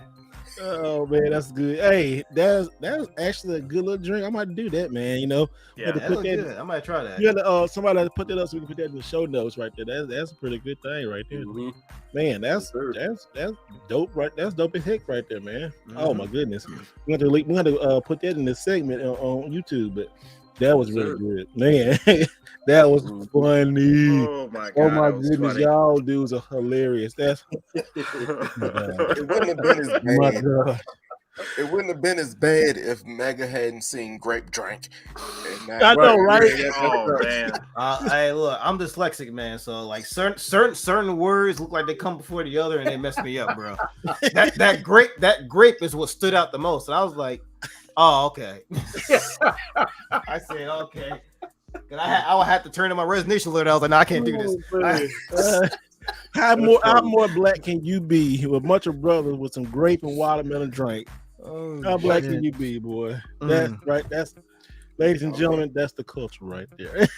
All we need is some fried chicken and it's a party. Oh no! I was going to say, No. I'm definitely about to go get me a chicken box. Dude. I'm hungry going hell, boys. He said a chicken Late night box. spots Oh in my Baltimore, if y'all don't know.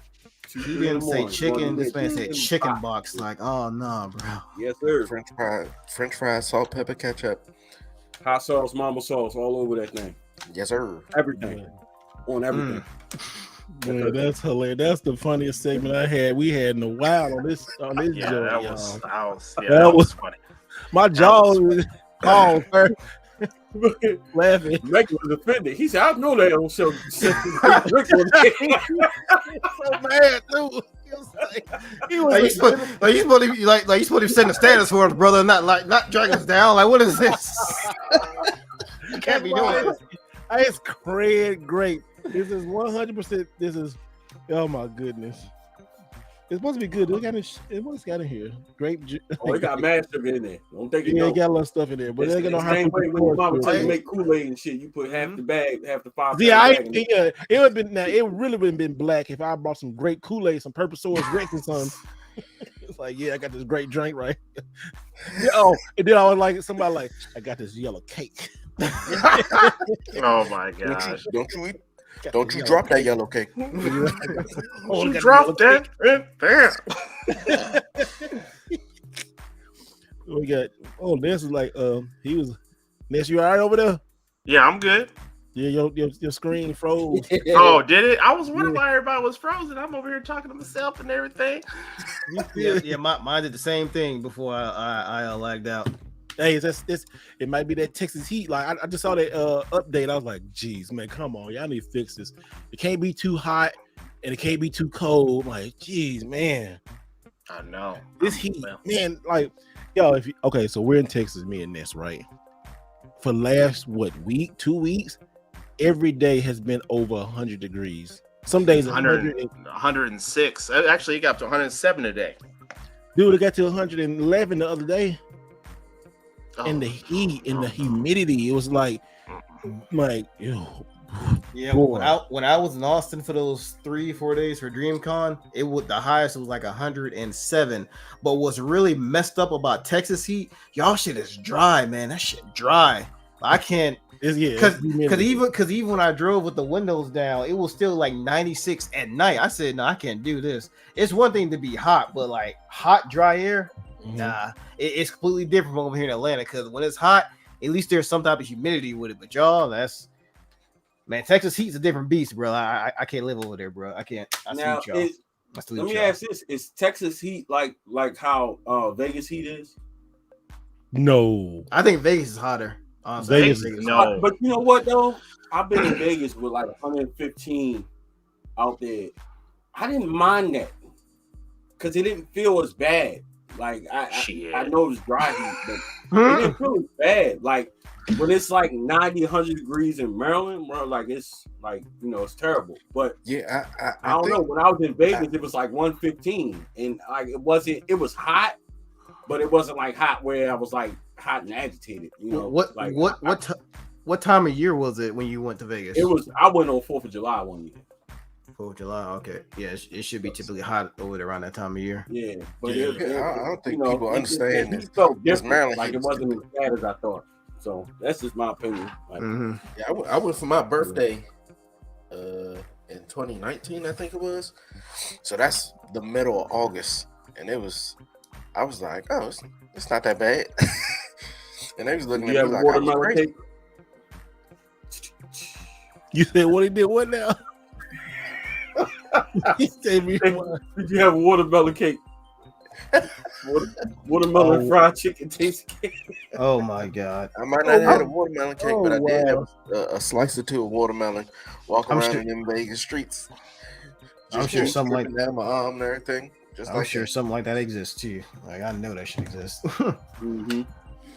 Wow. So yeah, y'all, this has been silly. We got to talk one more thing about it. I think Megan, he put this in on the docket tonight. Is Microsoft trolling buying Sega? Oh yeah, I don't know if y'all saw that, but they were running like some type of social media campaign to where there was a hedgehog running around the Microsoft campus, and then they made a post saying, "Oh, sorry, we didn't see your messages. We've been busy with this little guy." And it was the hedgehog like wandering all throughout the Microsoft offices. They was essentially doing like commercial shots for how they was filming everything, and people were just like, "Oh, that must mean they." Oh, that must mean they. Honestly, I don't know what they were doing. I mean, they may be hinting something, but that was kind of odd for them to be promoting that on like their social media channels. A hedgehog running around, which could be alluding to them possibly doing something with Sega or making some type of big merger. So that was a thing last week. What if they do? I don't want to see Xbox buying Sega, but if they do, I wouldn't care. But I was saying this. Not now. You remember when the original Xbox came out? Like they were like, them and Sega were like kind of. They were supposed to be like the he's doing like the spiritual successor to Scissoring. Yeah, they was the Dreamcast was supposed to be like the spiritual successor to. I mean, the Xbox supposed to be the spiritual successor to the Dreamcast. Yeah, Mhm. And that's why I like the original Xbox versus everything else. Because I felt like at the beginning it kind of had like it had a certain feel to it, you know, with certain games and stuff like that. But after that, you know, 360 wasn't bad, but it was just kind of like, I don't know, just like fell into everything instead of it being. That was when I felt like PS3 and 360 like became the same in one, and it was just personal preference versus it being different. That was one thing that I missed. Not necessarily the console wars. I just appreciated everything being different and everything. Just, you know, you go to different consoles to play different things. You know, it's not too much of that anymore, except for the fact, you know, Nintendo. We always gonna be that.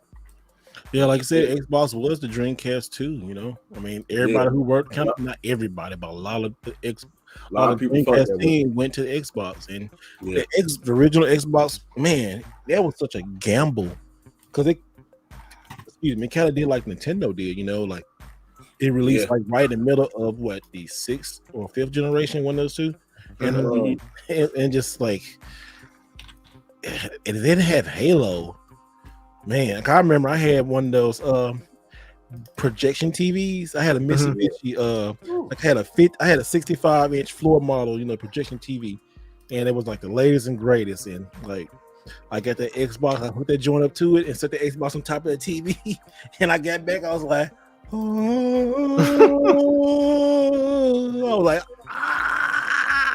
this is the that original Xbox is special, man. Huh? I said that original Xbox is special. It was special. It was. And you know what? Like we kind of all of us like kind of grew up doing this, like the hit systems and stuff, like or experienced them when they came out at the time. When did that die? Has it ever really died? Really? Because the Switch, you know, what like that feeling? Yeah, I haven't had, honestly. The last time I had that feel, like, I mean, you know, you get excited when consoles about to drop. The last time, like, I had that feel that, like, I was totally, like, blown away, honestly, Dreamcast. Like, when Dreamcast came out, I thought that was, like, literally the most amazing thing ever. Like, and, like, I haven't felt that feeling since then. Even just from the noises now, you turn that Dreamcast, like, it's nothing's like it. You know when the Dreamcast is on. You can be upstairs, you hear that noise just kind of riffing around, but like I just felt like Dreamcast was just, and even their promo, I thought they did a great job of their promo. Oh yeah, when they was like inside the Dreamcast and Sonic, and they would have the guy from Ready to Rumble. What was the guy from NBA 2K? They had Allen Iverson. Like those, they had Sonic Dance, and they had like, and so the dude from NBA, he was a DJ, right? Yeah. Oh yeah. Like I felt that, but I felt like Sega gave up too early. They was sad. That was kind of Sega's thing. They tried to move too fast. It's like, man, you had to stick with it. To kind of, you know, they kind of let me down with, especially with Dreamcast, bro. Like, if I can ask anything of Sega, bro, just one more time, Dreamcast 2. That's all I ask. And I'm a Nintendo guy, but you can give me that. Put your all into that Dreamcast 2. I think for me, it all in.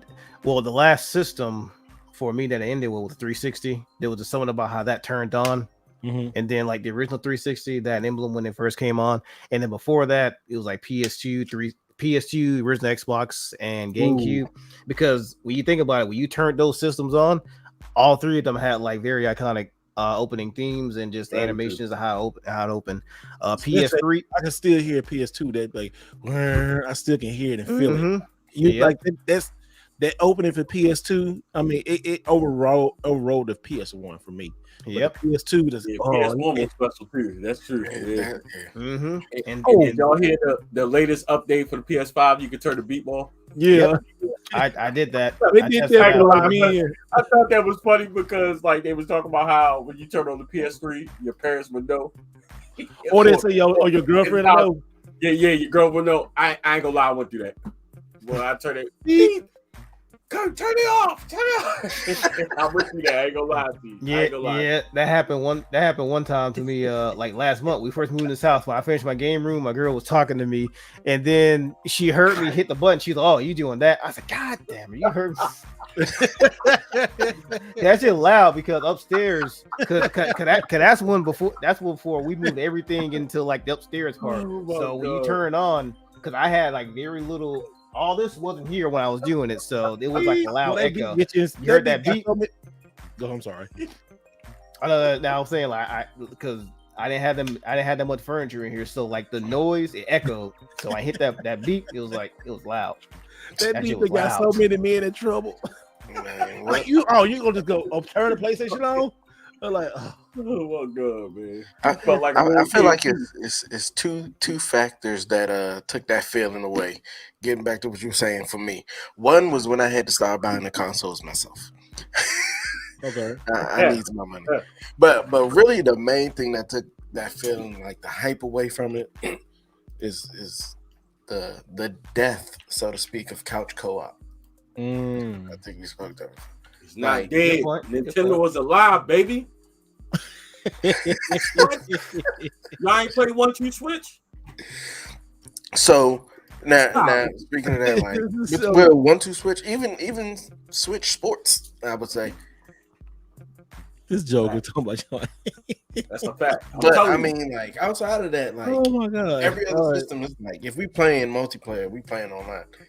Like even if I go to my boy's house and we playing like PS5, we'd be like, all right, we playing single player games, and we just taking turns.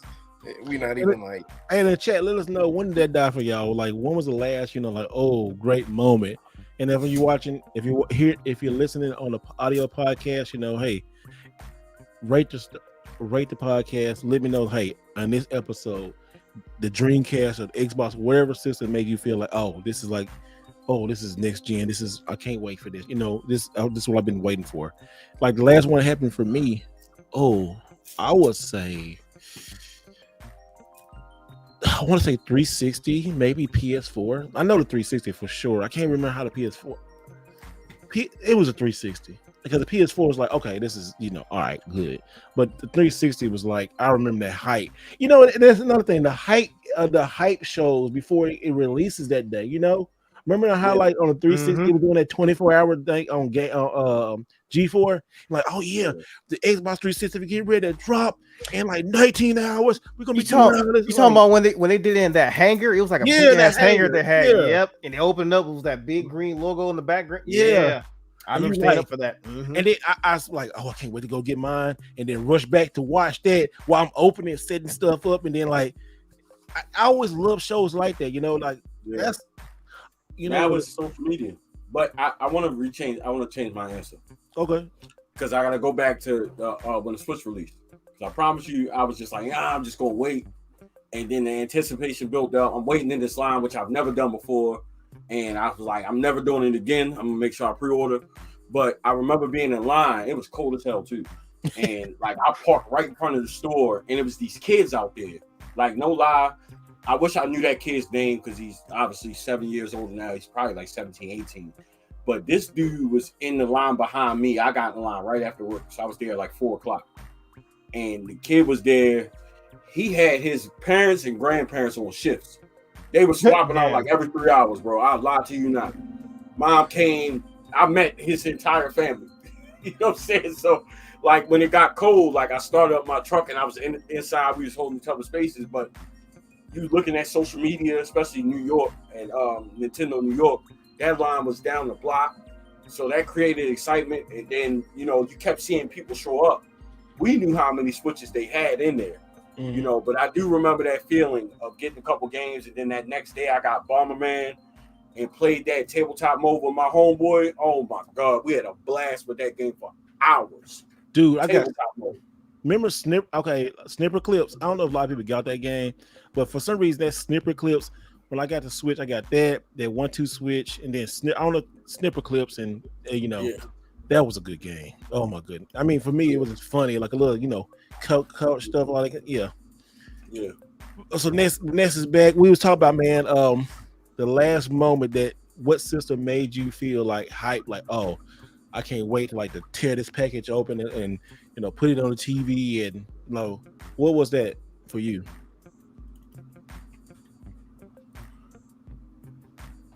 I think you muted. Yeah, it sounds like you're on mute. Good there. Yeah, Yep. good man. Okay. Gamer system. Oh no, system. Complete system. Like remember like the 360 launch and they had that 24-hour like lunch window, lunch party and stuff on G4. Well, I don't think it was 24 hours, but it seemed like it was 24 hours. It was stuff like that, you know. It was PlayStation 2. PlayStation 2? It was PlayStation 2 for sure because I remember it vividly. I had a buddy of mine working at Circuit City when we were in high school, and he was like one of the first out of the group to get a PlayStation 2. And then the rest of us got it. And I remember one of 3 of the first video games I got was Tekken Tag Tournament, and we were on that joker like crazy. And I was just like amazed by how graphically beautiful, the console looked, and the boot up, and you know, and just you're like, oh man, I'm ready. My bad, Motory. No, you good. No, yo, hey, we was talking about PS2, but another PS2 game that still looks good today. Tekken Tag Tournament still looks good. It's such a good game. The you know what really got me? It wasn't even just the gameplay. The soundtrack for that game was fire. Oh, yes, it was. Oh, the soundtrack. That music was so fire, man. I'm like, oh man, it just. Oh, not to mention you talking about PS2. Not to cut you off. No, you. But the fact that when you got a PS2, you had a DVD player, because at the time DVD players was expensive, and they was hot. DVD was hot. It was. The fact that you was able to mad people DVD players was their PS2. Yes, sir. Yeah, facts. That's what, and that's why I started buying a whole bunch of DVDs too. Because I remember WWF, or back then it was WWF, had released their first DVD. Their first DVD they released was a Stone Cold DVD in a red case. Forget, it was like, I don't know what it says. It was following Stone Cold for like a month or 2, but that was the first DVD they got, and I played it on a PS2, and I remember getting it. I got it from I think I got it from Circuit City or Best Buy, one of those 2. But yeah, I remember getting it the PS2, and then they came out because WWF was or WWE was doing like, you know, all their VHS releases, and their first DVD release was Stone Cold. I was like, I gotta get that. Boy, I was watching on PS2. Then I went. That made me go get the PS2 DVD remote, and I got the DVD remote first before I got the DVD.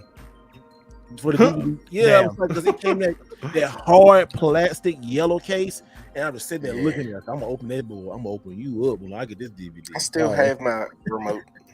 You still? I still got the remote. I don't have the dongle, the plug, but I have the remote. Something about the remotes in those early consoles, PS2 and the original Xbox. Yeah, they was just different. They started that trend. Remember the 360? Now they got them, but it's kind of like, but that was like, you know, you had them. It was different because it's like that's when they really, to me, became truly multimedia. Although Sega kind of started that trend a long time ago, and they did good, but they just Sega with Sega CD. They ain't have a remote, but they started the multimedia, being able to play music CDs. And that's when CDs was like $25. I remember that CDs was high as hell back then. Remember the CDs came in like the big dumb cases. Yeah, the big class, like, you know, you pull it out and that be the big thing. Yeah, with the little handle on it. My sisters got a CD player for Christmas, and I remember they had got In Vogue. They CD like 1 year, and I was like, it was a big old thing. They got In Vogue and something else. I was like, and you had to cut it twice just to get the CD out. Yeah, and then that's the year 2. They got a CD player, and I had got that what's it called? That TV that folded out with the speakers. Oh yeah. Remember that TV? I know what you're talking about. Yeah. GX TV. Yeah, GX TV. The GX TV. Yes, it was 13-inch GX TV. Man, because it was made by Samsung too, and it had them big booth speakers, and you fold it out, and it's like, and I was like, 13 inches. Oh, this is great. And I was sitting there playing like everything on there. I was like, boy, that's why everybody wearing glasses right now, because we was playing everything on 13. You ain't not lying, boy. Hell yeah. You are not lying. Mm-hmm. Hell yeah, that's true. Man. Yep, Samsung GX TV 13. I want to. Boy, I still remember those. I wonder how much I they. How remember that much are they TV, now? man. I wanted that joint so bad. Everybody wanted that joint so bad. I It's wanted current. that so bad, bro. You can get one for like 95. Oh, hold on. I'm looking at one like it says like it's RBG modded. That's why it's $250. But I see one like that's a speaker.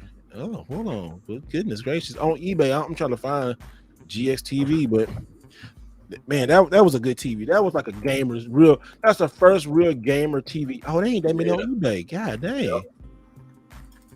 Yeah, that's true. That was probably the first gamer TV. Yeah, because I remember that because they was putting up things. Oh my goodness, I love. Sony has a gamer TV that's out right now for the PS5. It's perfect for the PS5. Yeah, I gotta look it up. It's a Sony a PS5 for the it's a Sony TV made made just for the PS5, made exactly for the PS5. They're all the specs and everything. And when you put it up, it says PS5. Well, all Sony's TVs, if you put a PS5 up and you turn your PS5 on, it goes to the right channel on any Sony TV now. Yeah, I feel like those just. Not to say it's not a good idea. It's not going to be what it used to be because TVs come out every year, just like new computer stuff come out every year. Yeah. It's just one of the things where no matter what, like smart technology now for the TVs, even lower end ones, they're including game mode and low input lag and stuff like that. Like it's just a matter of, but I mean, not to say that wouldn't be cool. I just don't know if it's just going to like be able to sustain like it used to. Mm-hmm. It was definitely a different time when you had those and many attachment screens. But I still wouldn't mind one of those ones. What company makes those that come with the case? You got the console on the screen. The game. I know you're talking about. Yeah, is it Gary's game something like that? Yeah, they got the TVs you can put inside. Yeah, I still wouldn't mind one of those, even though I got like a ton of carry on monitors and stuff like that. I got some insane stuff for a review, but yeah, those are always cool, especially like the ones for the PS1 and the GameCube. I think those are probably the most popular and still kind of hold their value a little bit. Yeah. Well, cool. Well, Eric, guys, it's been good. This has been a little longer podcast. We haven't done one in a while. Next week, it will not be a podcast, but it will be an upload from a Long Island Retro Gaming Expo. I'm still deciding if we're going to do it live. If we do, it'll be on a Saturday. My panel is at 11 a.m. If you're there, come say hi. I'm going to try to get some prizes away. It ain't going to be no PS5s, something like that. Stay tuned to the channel about it. If you're in the New York area, come see your boy. I got a guest already lined up. Maybe Video Game Voting might be there. He might be doing the same thing. But yeah, we're gonna have like a little hour podcast. Just have a little fun. Just do something live. The first live podcast on the road. The second one will be we'll announce later, and the third one. But yeah, we're doing it. We're doing it big, guys. So I want to thank everybody for joining us tonight. The new guys, not new, but returning to the podcast. Black Ranger and Video Game Rotary, guys. Tell everybody where they can find you. Black Ranger. Well, Black Ranger, you can find me everywhere: Twitter, Facebook, Instagram, YouTube, everywhere. Black Ranger, no C in black, all one word. And just come hang out with your boy. Enjoy the blur life together. Just here to have some good times, baby. And voted. Oh my God! Find me at Video Game Voter on all platforms, everywhere. Video Game Voter. And two of the guys tonight been having computer issues, but let's let them get their stuff in before the computer shut down again. We got A Omega. What's man? Tell everybody where they can find you. Yeah, you can find me YouTube, Twitter, IG, same handle, A Omega. You can definitely catch me on Twitter this week. I may or may not be posting pictures of said statue that I don't know what they're talking about, but I received it as a gift. But I may or may not talk about it because it is. I must say it is a finely detailed statue. It is perfection. Perfection. But yeah, catch me on all social media platforms. So Get talking with y'all. Miss. Retro Neo Nest, your guy, what it is out. But you can find me. You can find me on this guy. You can find me on YouTube, Instagram at Retro Neo Nest, and also on Threads at Retro Neo Nest. Oh my goodness.